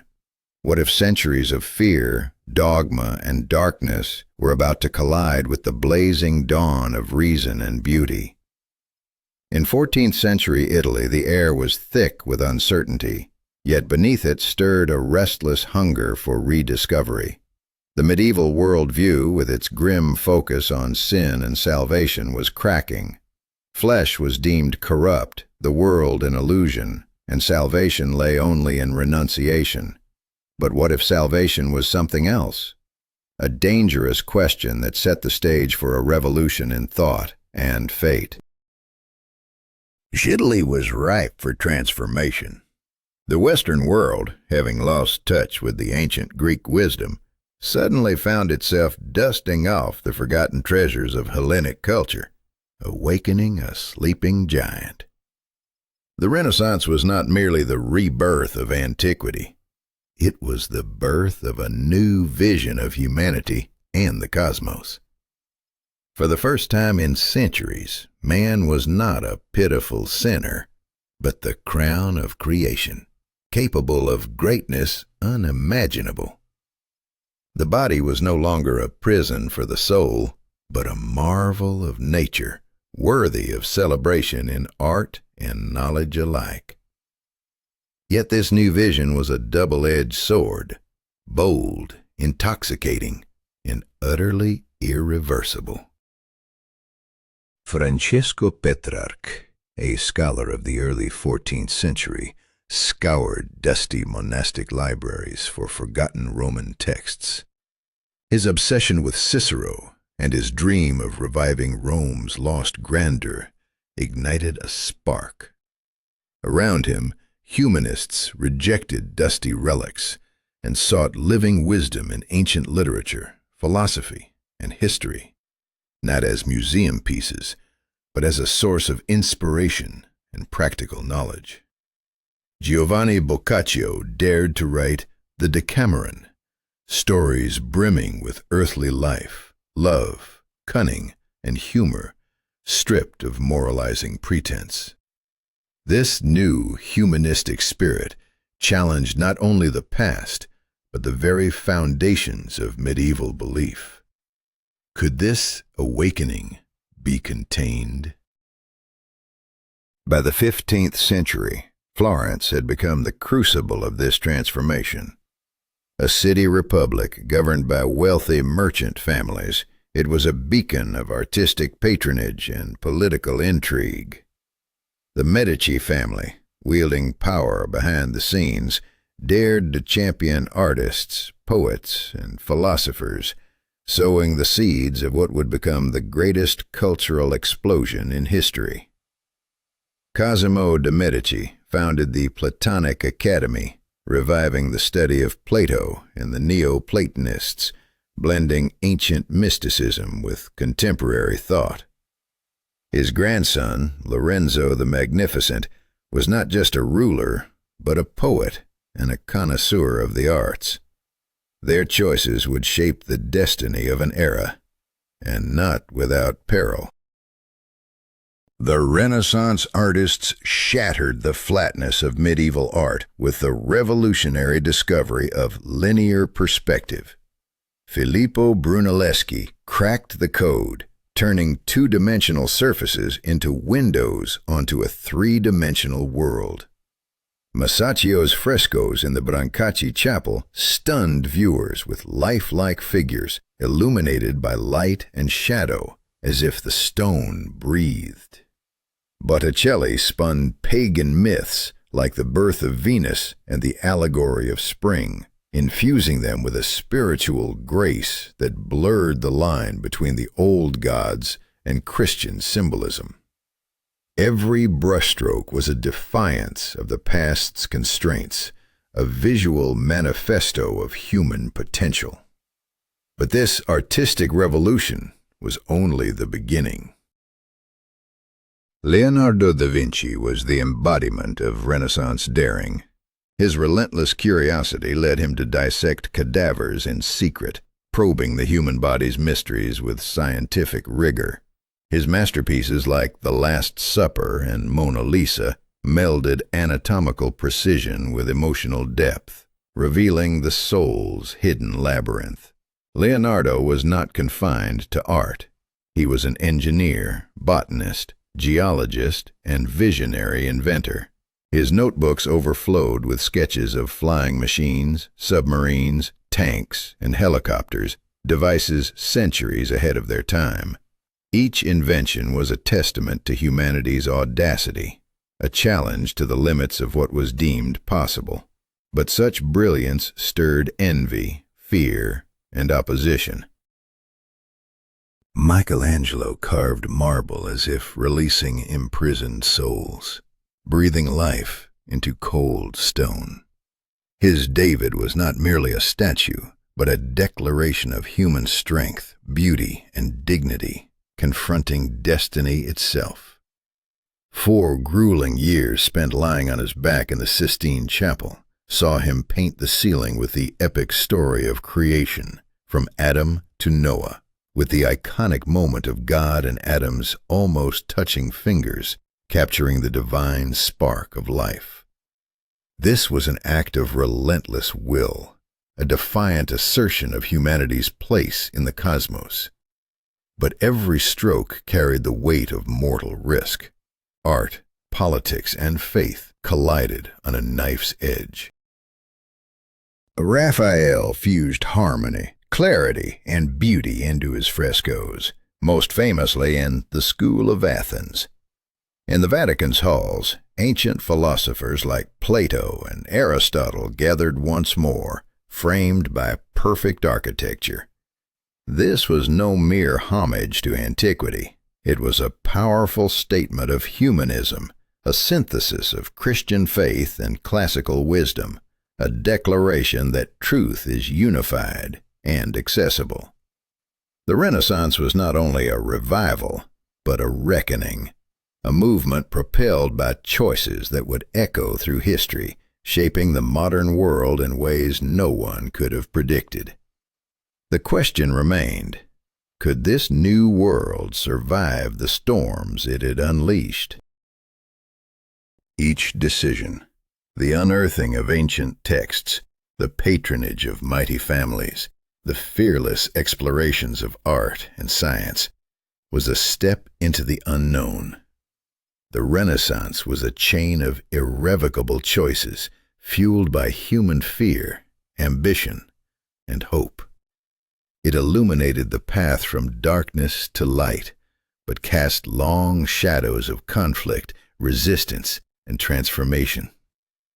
As the old order trembled, humanity stood on the brink, forever altered, forever haunted by what had been unleashed.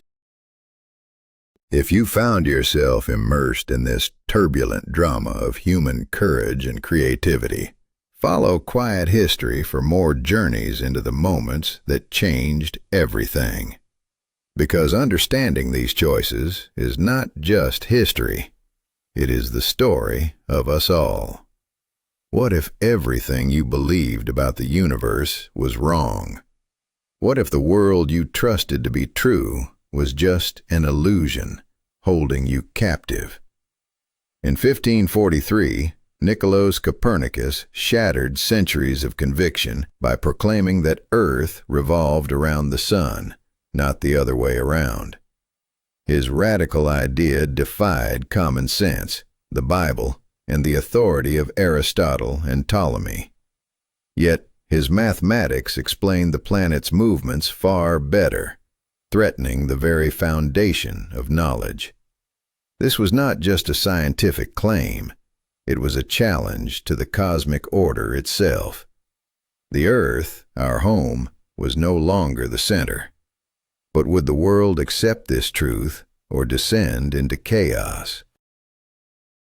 At first, the Church did not object overtly. Copernicus's heliocentrism could be seen as a mere mathematical model, not a physical reality. But when Galileo Galilei pointed his newly invented telescope toward the heavens in the early 1700s, everything changed. He discovered Jupiter's moons, the phases of Venus, and mountains on the moon, proof that celestial bodies were not perfect spheres and that Earth was just one more planet. This shattered the Church's carefully held cosmology and stirred deep fear. Galileo was forced to recant and his works banned. Yet the tide of new science was unstoppable. The battle lines between dogma and reason had been drawn, and the price would be human suffering. Science was no longer a footnote to ancient authorities. It became experimental, mathematical, grounded in observation. Francis Bacon championed the empirical method, knowledge born from experience, moving from specific observations to universal laws. This shift unleashed a wave of discoveries and revolutions across Europe. As ideas clashed and fires of conflict spread, Europe was plunged into the most brutal religious war it had ever known. The 30 Years' War, from 1618 to 1648, began as a battle between Protestants and Catholics in Germany, but quickly escalated into a continental nightmare.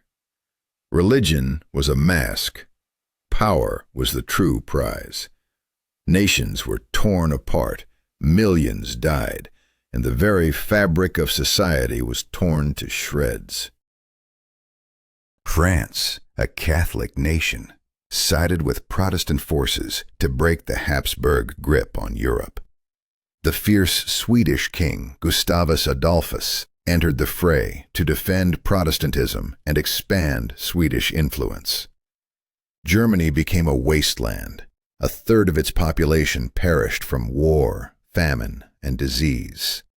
Entire regions lay deserted, ravaged by mercenary armies who lived by plundering the people.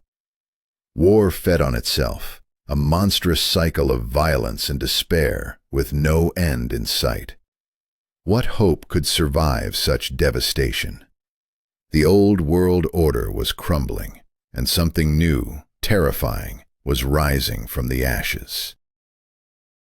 The Peace of Westphalia in 1648 finally ended the slaughter.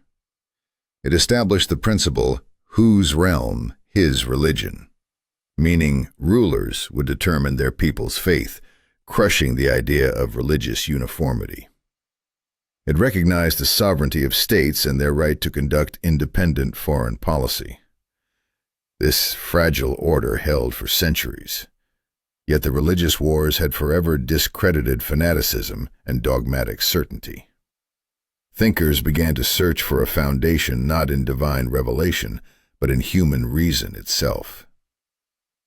The 17th century dawned as a revolution of science and reason, the birth of the Enlightenment.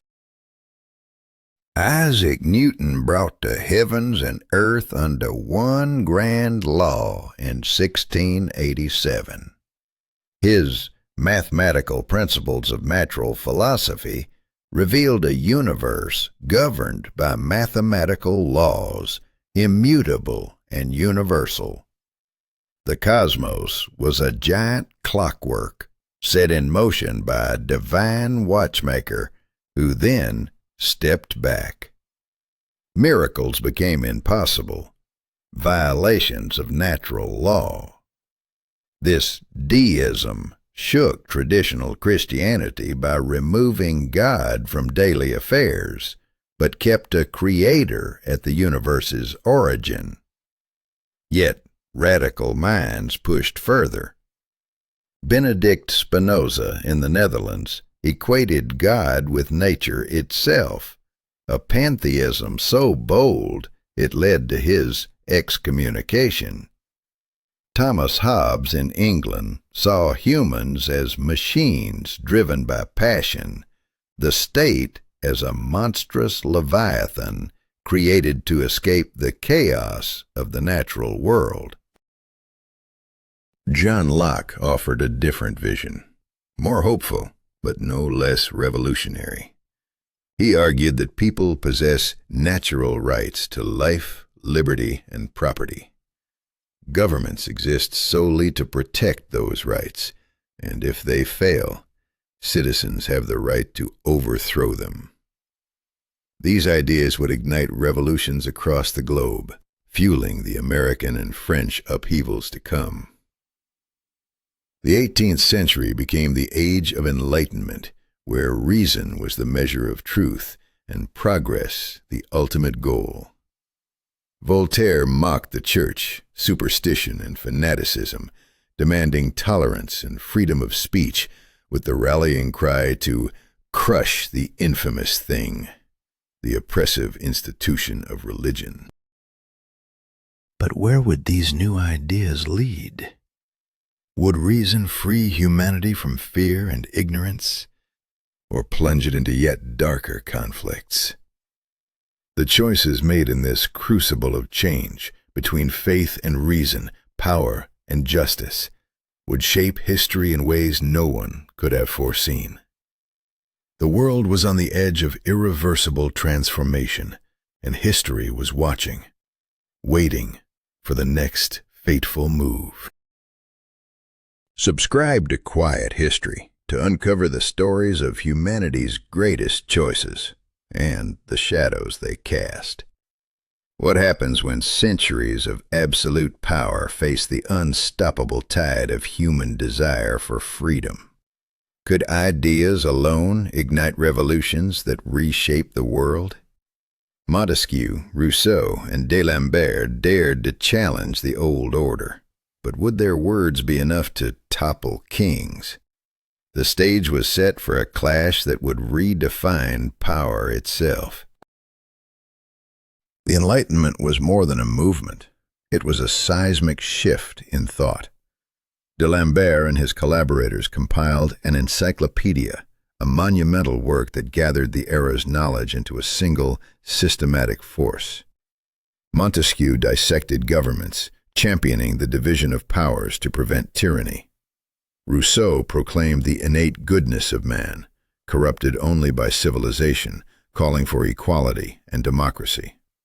These ideas spread like wildfire through books, salons, and conversations among aristocrats and intellectuals, planting seeds of doubt in the foundations of absolute monarchy. But could these seeds grow fast enough to uproot centuries of tradition?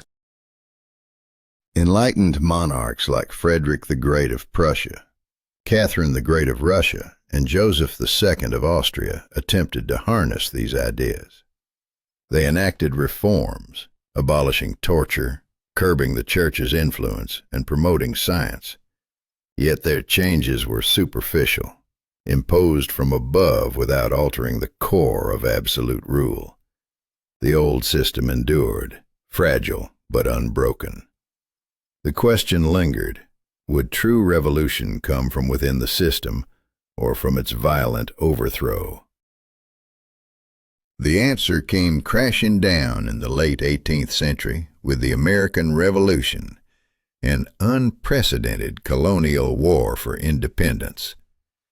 13 British colonies in North America rose up, demanding representation in Parliament. No taxation without representation became their rallying cry. In 1776, the Declaration of Independence declared bold, self-evident truths. All men are created equal, endowed with unalienable rights to life, liberty, and the pursuit of happiness. Governments exist to protect these rights, deriving their power from the consent of the governed. But could this radical experiment in republicanism survive on such a vast scale? With French support eager to weaken Britain, the American rebels triumphed. The Constitution of 1787 forged a federal republic with a system of checks and balances, a blueprint for democracy on a grand scale.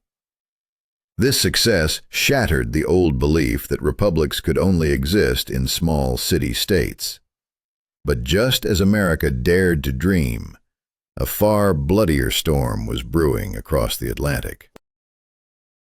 France, an absolute monarchy on the brink of bankruptcy, faced a crisis that would explode into chaos.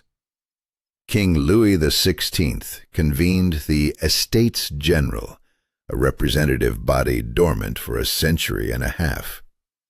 The Third Estate, commoners, neither nobles nor clergy, demanded power and declared themselves the National Assembly, vowing not to disband until a constitution was written. On July 14, 1789, Parisians stormed the Bastille, a symbol of royal tyranny. The revolution had ignited, but would it consume France or liberate it? The National Assembly proclaimed the Declaration of the Rights of Man and of the Citizen. Men are born free and equal. Sovereignty belongs to the nation. Arbitrary arrest is forbidden. Freedom of speech and press is inviolable.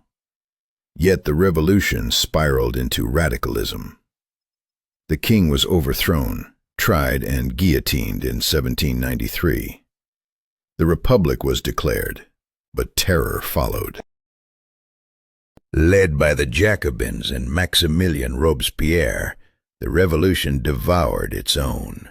Thousands, aristocrats, clergy, moderate revolutionaries, were executed in a relentless purge. Robespierre sought to replace Christianity with a cult of the Supreme Being, but his reign of terror consumed him too. In 1794, he fell beneath the blade he once wielded. The revolution's idealism was drowned in blood, chaos reigning supreme. From this chaos emerged Napoleon Bonaparte, a brilliant general and ambitious politician. His coup in 1799 made him first consul, a dictator cloaked in republican guise. In 1804, he crowned himself emperor, betraying the revolution's ideals for personal power. Yet he preserved many of its gains: civil equality, the Napoleonic Code, meritocracy where talent trumped birth. Napoleon's Grande Armée swept across continental Europe, a military juggernaut unmatched in history. His core system allowed unprecedented speed and maneuverability, reshaping warfare itself.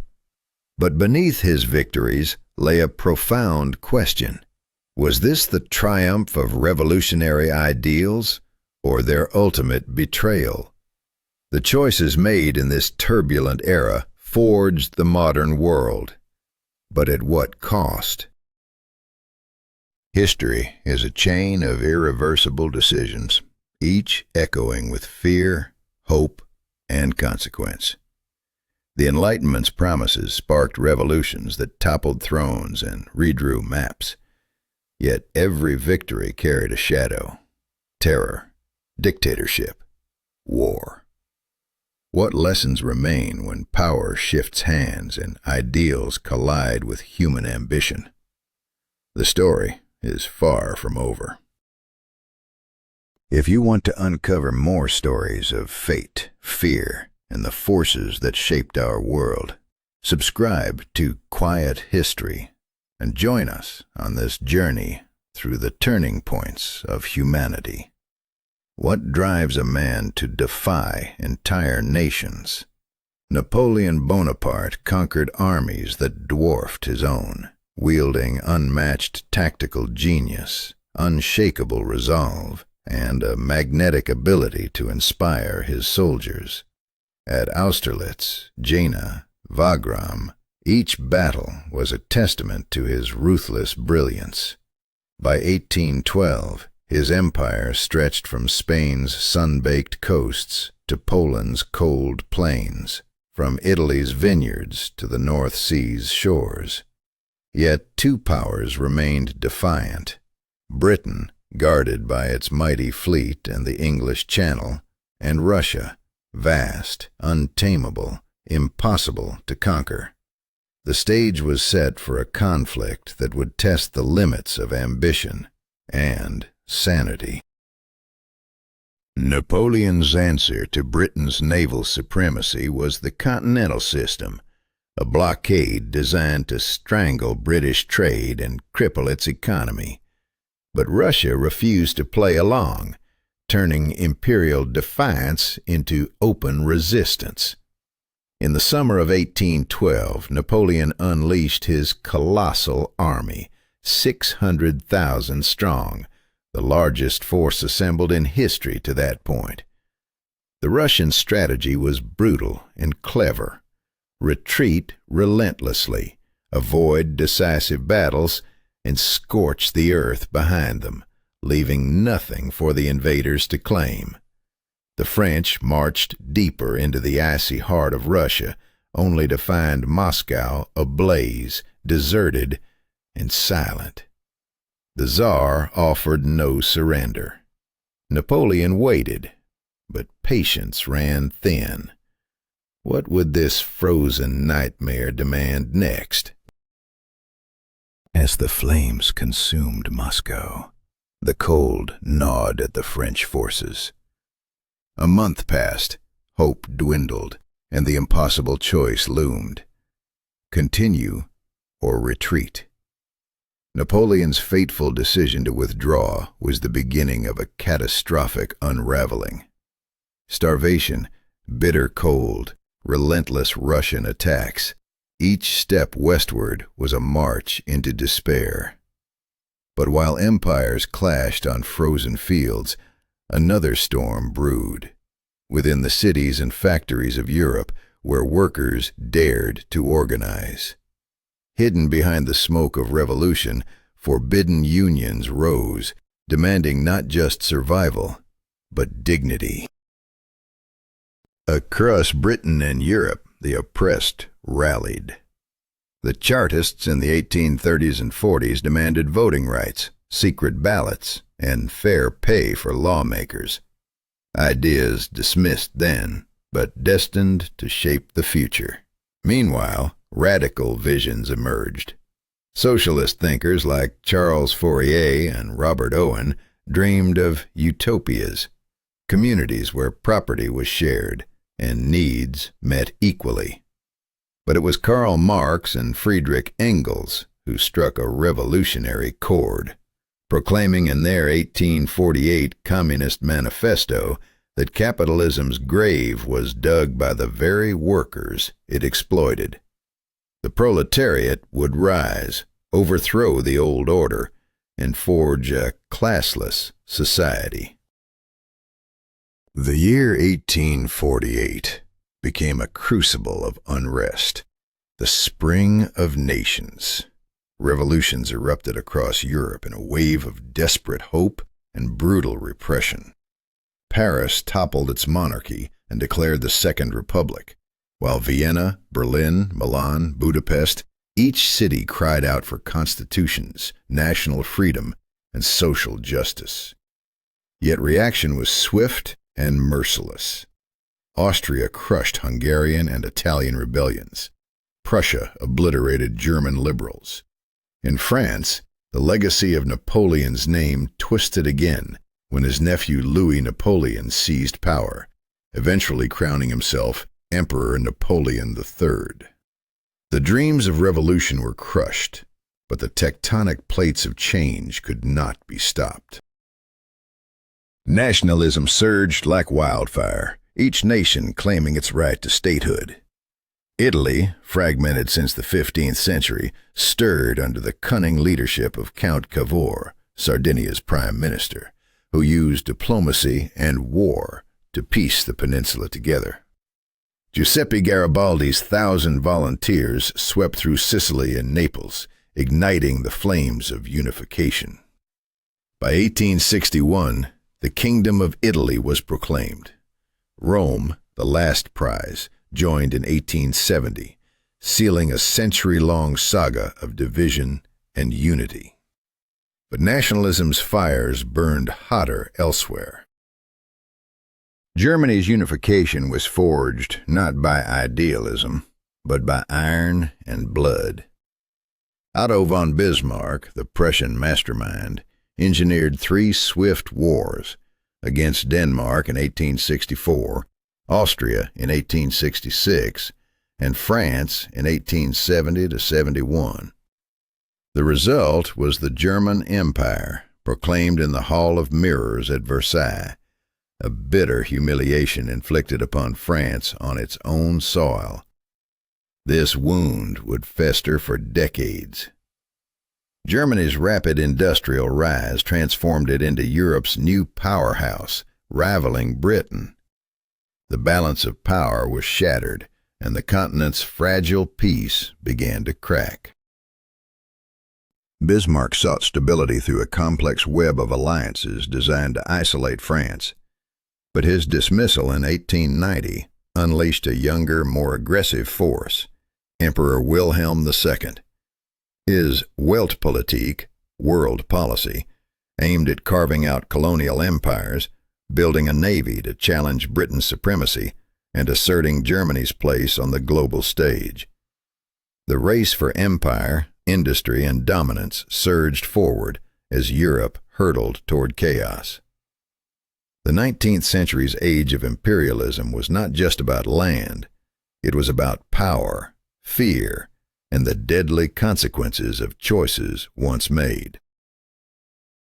What started as conquest and ambition spiraled into a continent on edge, where every decision rippled into the next crisis.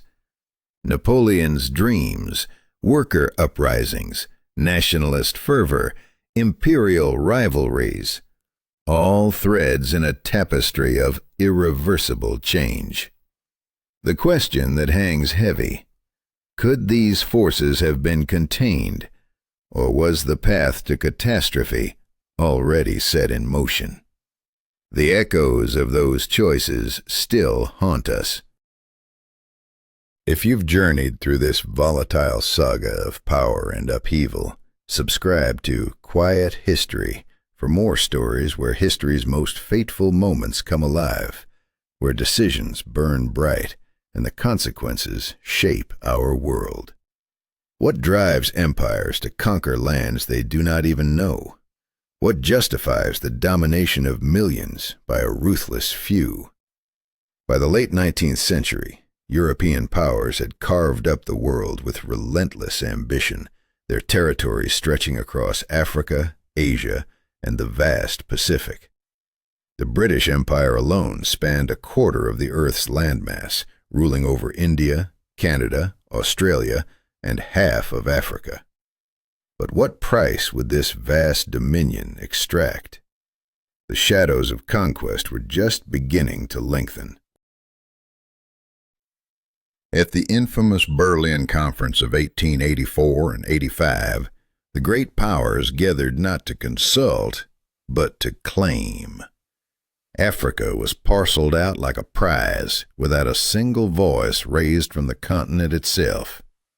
Imperialism, their grand excuse, was cloaked in the noble guise of a civilizing mission.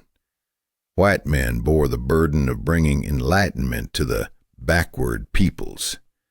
Yet beneath this facade lay a brutal reality: exploitation of resources, forced labor, and in many cases, outright genocide.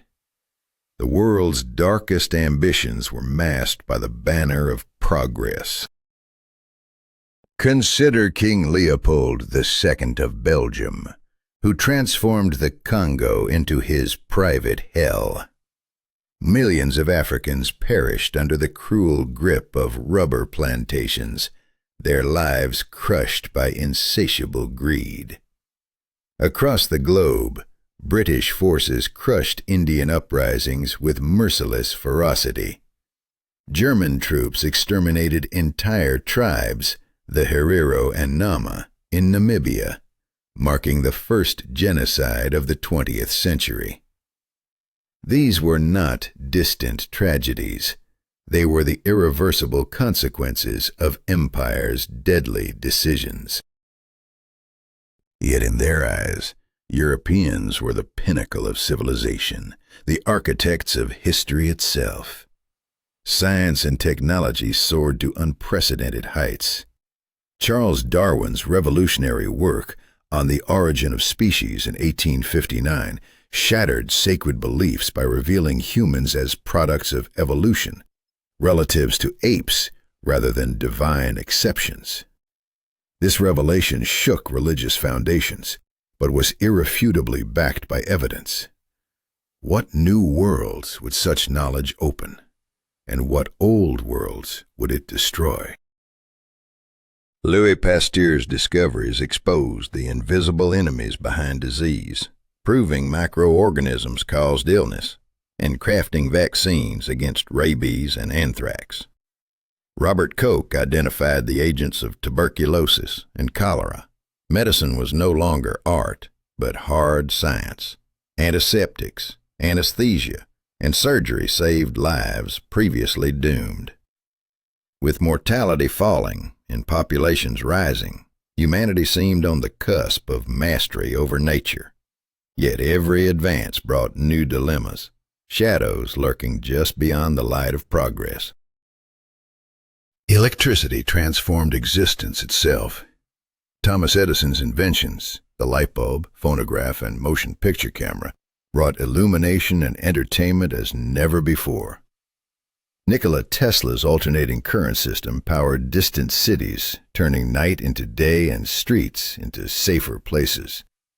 Trams and subways redefined urban mobility. Alexander Graham Bell's telephone bridged impossible distances. Guglielmo Marconi's wireless radio sent voices through the ether. The automobile promised freedom from horses and rails. The Wright brothers' first motorized flight in 1903 was humanity's boldest step into the skies. But with every leap forward, the tension mounted. Beneath the flowering culture of realism and impressionism, Balzac, Flaubert, Dickens, Tolstoy, Dostoevsky lay a simmering unrest.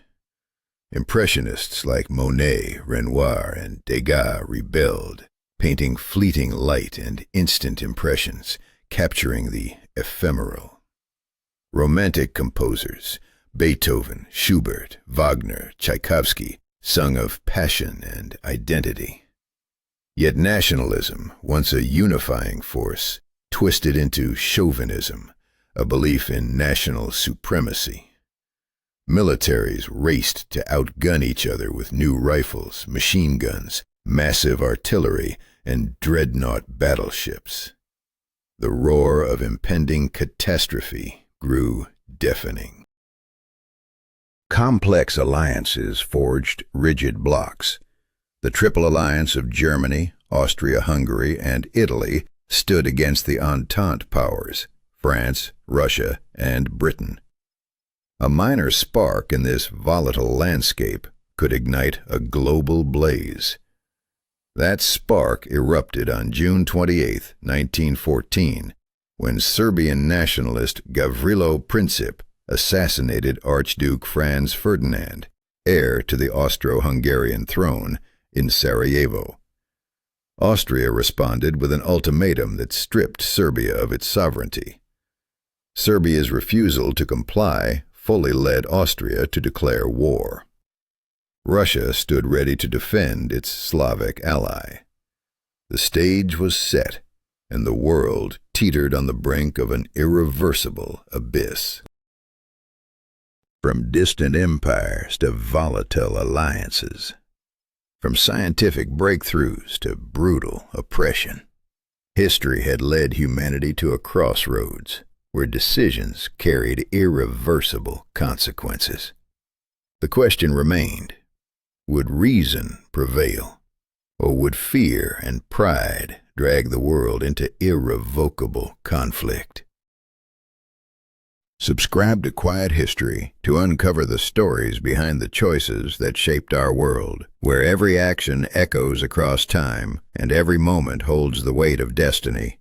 What sparks a global catastrophe? How do alliances and fear spiral into irreversible chaos? As Europe's leaders mobilized, the continent's fate teetered on a knife's edge. Serbia's call for support ignited Russia's mobilization, dragging Germany into declaring war on both Russia and France. The invasion of neutral Belgium shattered any hope for peace. Britain, protector of Belgium's neutrality, declared war on Germany. In just 5 weeks, Europe plunged headlong into a war nobody desired but all deemed inevitable, an unstoppable avalanche of destruction. The hope that this nightmare would end by Christmas faded, replaced by 4 brutal years that would claim 17 million lives, dismantle empires, and forever alter the world's course. But what made this war different?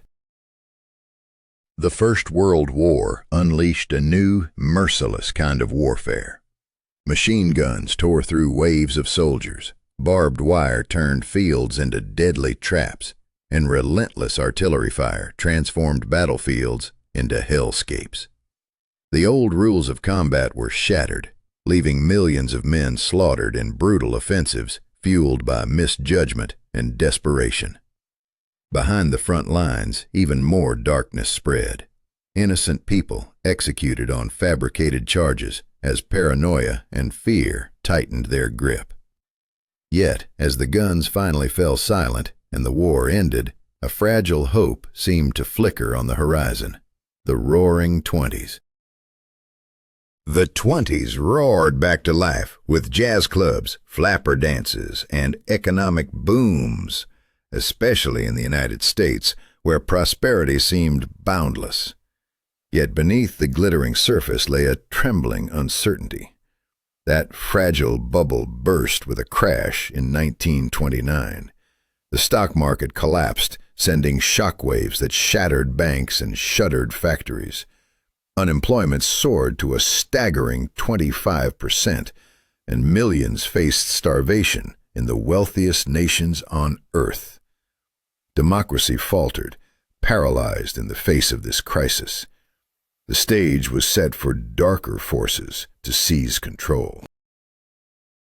Out of the chaos rose fascism and Nazism, ideologies fueled by fear, hatred, and promises of restored glory. In 1922, Benito Mussolini seized power in Italy, pledging to revive the grandeur of the Roman Empire and crush communism. His fascist party rejected liberalism and socialism, glorifying the nation, the state, and the infallible leader. But Mussolini's rise was only the beginning of a darker storm. Adolf Hitler, a demagogue and fanatic, stepped into power in Germany in 1933. Exploiting the economic devastation, the humiliations of the Treaty of Versailles, and the terror of communism, he unleashed a racist ideology that declared the Aryan race superior and branded Jews as mortal enemies to be exterminated. Slavs were dehumanized, fit only for slave labor. Defying the very treaty that sought to restrain him, Hitler began rearming Germany with ruthless precision. In 1936, he remilitarized the Rhineland, a direct violation of Versailles. The next 2 years saw Austria annexed and the Sudetenland demanded from Czechoslovakia. Britain and France, desperate to avoid another devastating war, appeased Hitler at Munich, naively believing they had tamed the beast. But their concessions only emboldened him. Soon, he seized all of Czechoslovakia and cast his eyes on Poland's Danzig and the corridor to the sea. The world's darkest fears were about to be realized. September 1st, 1939. The moment Hitler's tanks rolled into Poland, Britain and France declared war. The Second World War had erupted. This was total war, unlike anything before. Blitzkrieg, a lightning-fast strategy, crushed Poland in a month, and France in just over a month. Denmark, Norway, Belgium, the Netherlands, Yugoslavia, and Greece fell in rapid succession. By the summer of 1940, Hitler controlled almost all of Europe. Only Britain stood defiant, fighting back fiercely in the Battle of Britain as the Luftwaffe rained destruction from the skies. Then, in June 1941, everything escalated further with Operation Barbarossa, Hitler's colossal invasion of the Soviet Union. 3 million soldiers, thousands of tanks, and countless planes surged eastward, overwhelming Soviet forces. Catastrophic defeats and millions taken prisoner painted a grim picture. The enemy reached the gates of Moscow and besieged Leningrad. It seemed the Soviet Union was destined to fall. Yet the Soviet Union refused to surrender. A merciless winter froze the German advance, halting the seemingly unstoppable Wehrmacht. Meanwhile, Soviet industry was uprooted and relocated beyond the Urals, churning out weapons of war. In December 1941, at Moscow's doorstep, the Red Army launched a counterattack, pushing back the invaders. The tide of war shifted. The brutal Battle of Stalingrad in the winter of 42 to 43 saw the encirclement and surrender of Paulus's Sixth Army, a historic turning point. Summer of 43 brought the Battle of Kursk, crushing the backbone of Germany's armored forces. From then on, the Nazis retreated relentlessly. Meanwhile, across the Western Front, the Allies prepared for a decisive strike. On June 6, 1944, D-Day marked the largest amphibious assault in history. In a ferocious campaign over the following months, they liberated France, crossed the Rhine, and pushed deep into Germany. Soviet forces advanced from the east, freeing Poland, Hungary, and Czechoslovakia, and closing in on Berlin. The fate of the world hung in the balance. Decisions made in shadows, moments of courage and terror, all culminating in the final days of a war that would shape humanity's future forever. If you want to uncover more about the crucial choices that changed history, subscribe to Quiet History. What drives a man to choose death over surrender? Why do some decisions unmake the world as we know it? On the last days of April 1945, Adolf Hitler sealed his fate, and that of millions, by taking his own life in a Berlin bunker. The Third Reich fell silently in that underground tomb, but outside the storm of devastation was far from over. What was to become of Europe after the war's final breath? Germany capitulated unconditionally on the 7th and 8th of May, 1945. The war in Europe was over, but the continent lay shattered, scarred by relentless bombing raids and brutal combat. 50 to 60 million souls were lost, a staggering half of them innocent civilians. Cities were reduced to rubble. Economies collapsed. Millions of displaced people wandered aimlessly, searching for a home that no longer existed. Yet even this horror was overshadowed by a darkness more profound. The Holocaust, a nightmarish testament to human cruelty, industrialized genocide executed with cold precision.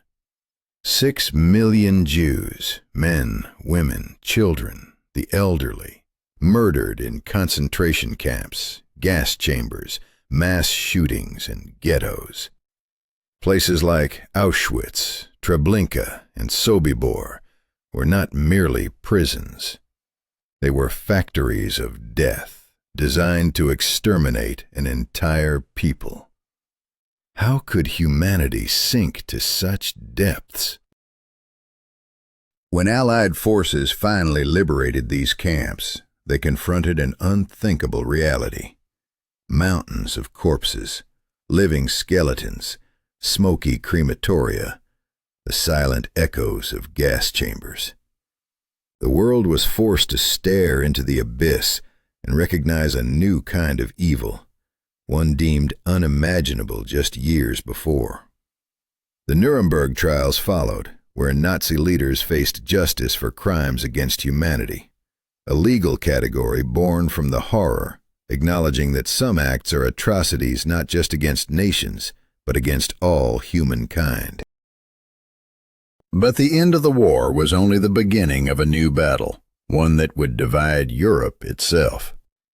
Winston Churchill's Iron Curtain metaphor came to life as the continent split in two. Eastern Europe fell under Soviet control. Poland, Czechoslovakia, Hungary, Romania, Bulgaria, East Germany became socialist satellites, shackled to Moscow's will. Meanwhile, Western Europe, buoyed by the United States Marshall Plan, rebuilt rapidly, forging democratic governments and economies blending capitalism with social welfare. This division marked the birth of the Cold War, a tense, invisible conflict between two ideologies, two worlds, two futures. The race for nuclear supremacy began, casting a shadow of mutual annihilation over decades. The world teetered on the brink multiple times, most perilously during the Cuban Missile Crisis of 1962, when a single misstep could have plunged humanity into oblivion. Yet beneath this looming threat, Western Europe experienced an unprecedented boom. The post-war years in the West blossomed with prosperity. Economic growth surged, full employment became the norm, and social programs flourished. Pensions, healthcare, education expanded, creating a society hungry for consumption and comfort. The middle class swelled, and living standards rose dramatically. France celebrated its Trente Glorieuses, the 30 glorious years of recovery, while West Germany witnessed an economic miracle that defied the devastation of the past. Amidst this rebirth, a daring experiment in unity took root. 6 nations, France, Germany, Italy, Belgium, the Netherlands, Luxembourg, joined forces in 1951 to create the European Coal and Steel Community. Their goal was revolutionary: bind their economies so tightly that war would become impossible. By 1957, the Treaty of Rome established the European Economic Community, a common market that would deepen integration and extend its reach to new members and new sectors. The 60s roared with cultural upheaval. Youth rejected conservative values, decried authoritarianism, and protested against the Vietnam War. Rock and roll, beatniks, hippies, the sexual revolution, feminism, and civil rights movements swept across the West. In May 1968, student protests in Paris escalated into a nationwide strike, shaking the government of Charles de Gaulle to its core. Revolution seemed within reach, even in the heart of Western democracy. But on the other side of the Iron Curtain, hope was crushed. The Hungarian uprising of 1956 was ruthlessly suppressed by Soviet tanks. The Prague Spring of 1968, an attempt to create a socialism with a human face in Czechoslovakia, ended abruptly with the invasion of Warsaw Pact forces. The Brezhnev Doctrine cemented Moscow's right to intervene in its satellites' affairs, freezing Eastern Europe in a grip of political repression and stagnant ideology.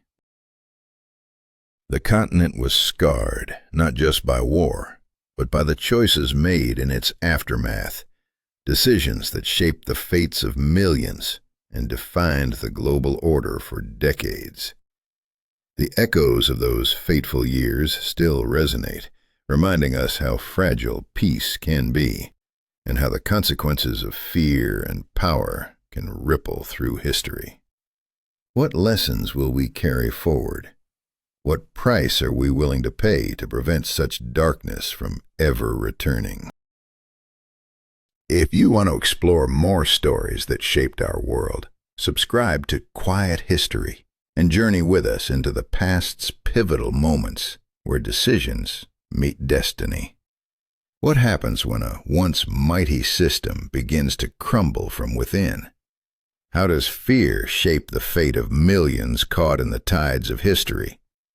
By the 1980s, the socialist system was trapped in an iron grip, but the force that once held it together was fading fast.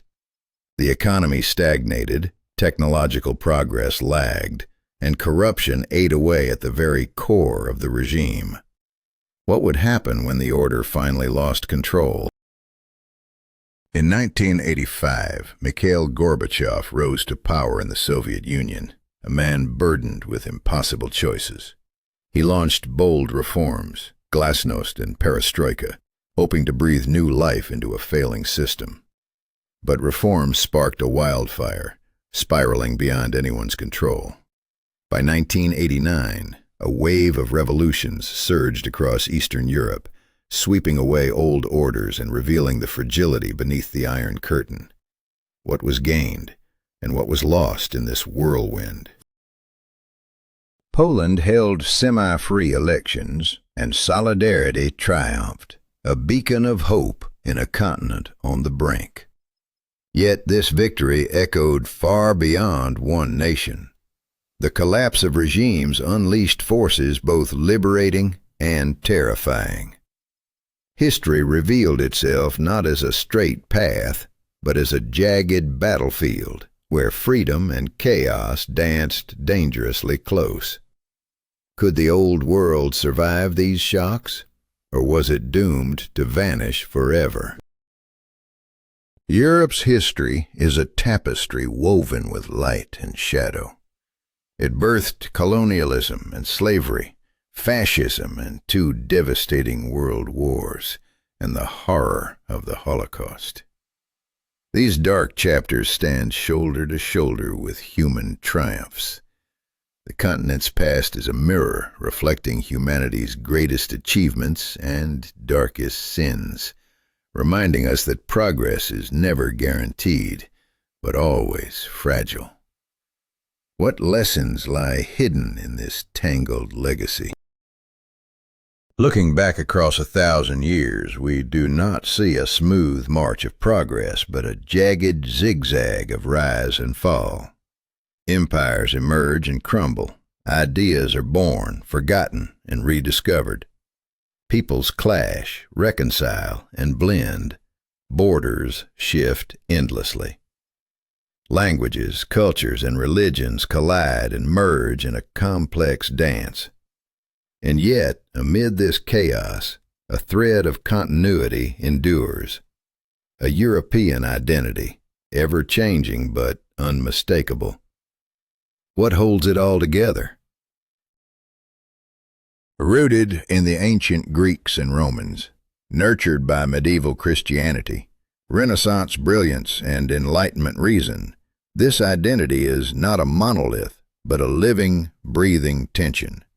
Between individual freedom and societal order, tradition and innovation, faith and skepticism, Europe wrestles endlessly with itself.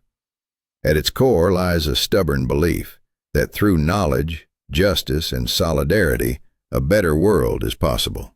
How strong is this belief when tested by history's cruelest storms? History did not end in the past. It pulses here and now, in the choices politicians make, in the courage of citizens, in the creativity of artists, and in the discoveries of scientists. The future remains uncertain, shadowed by risks and possibilities, but Europe's survival through catastrophes once thought final offers a fragile hope.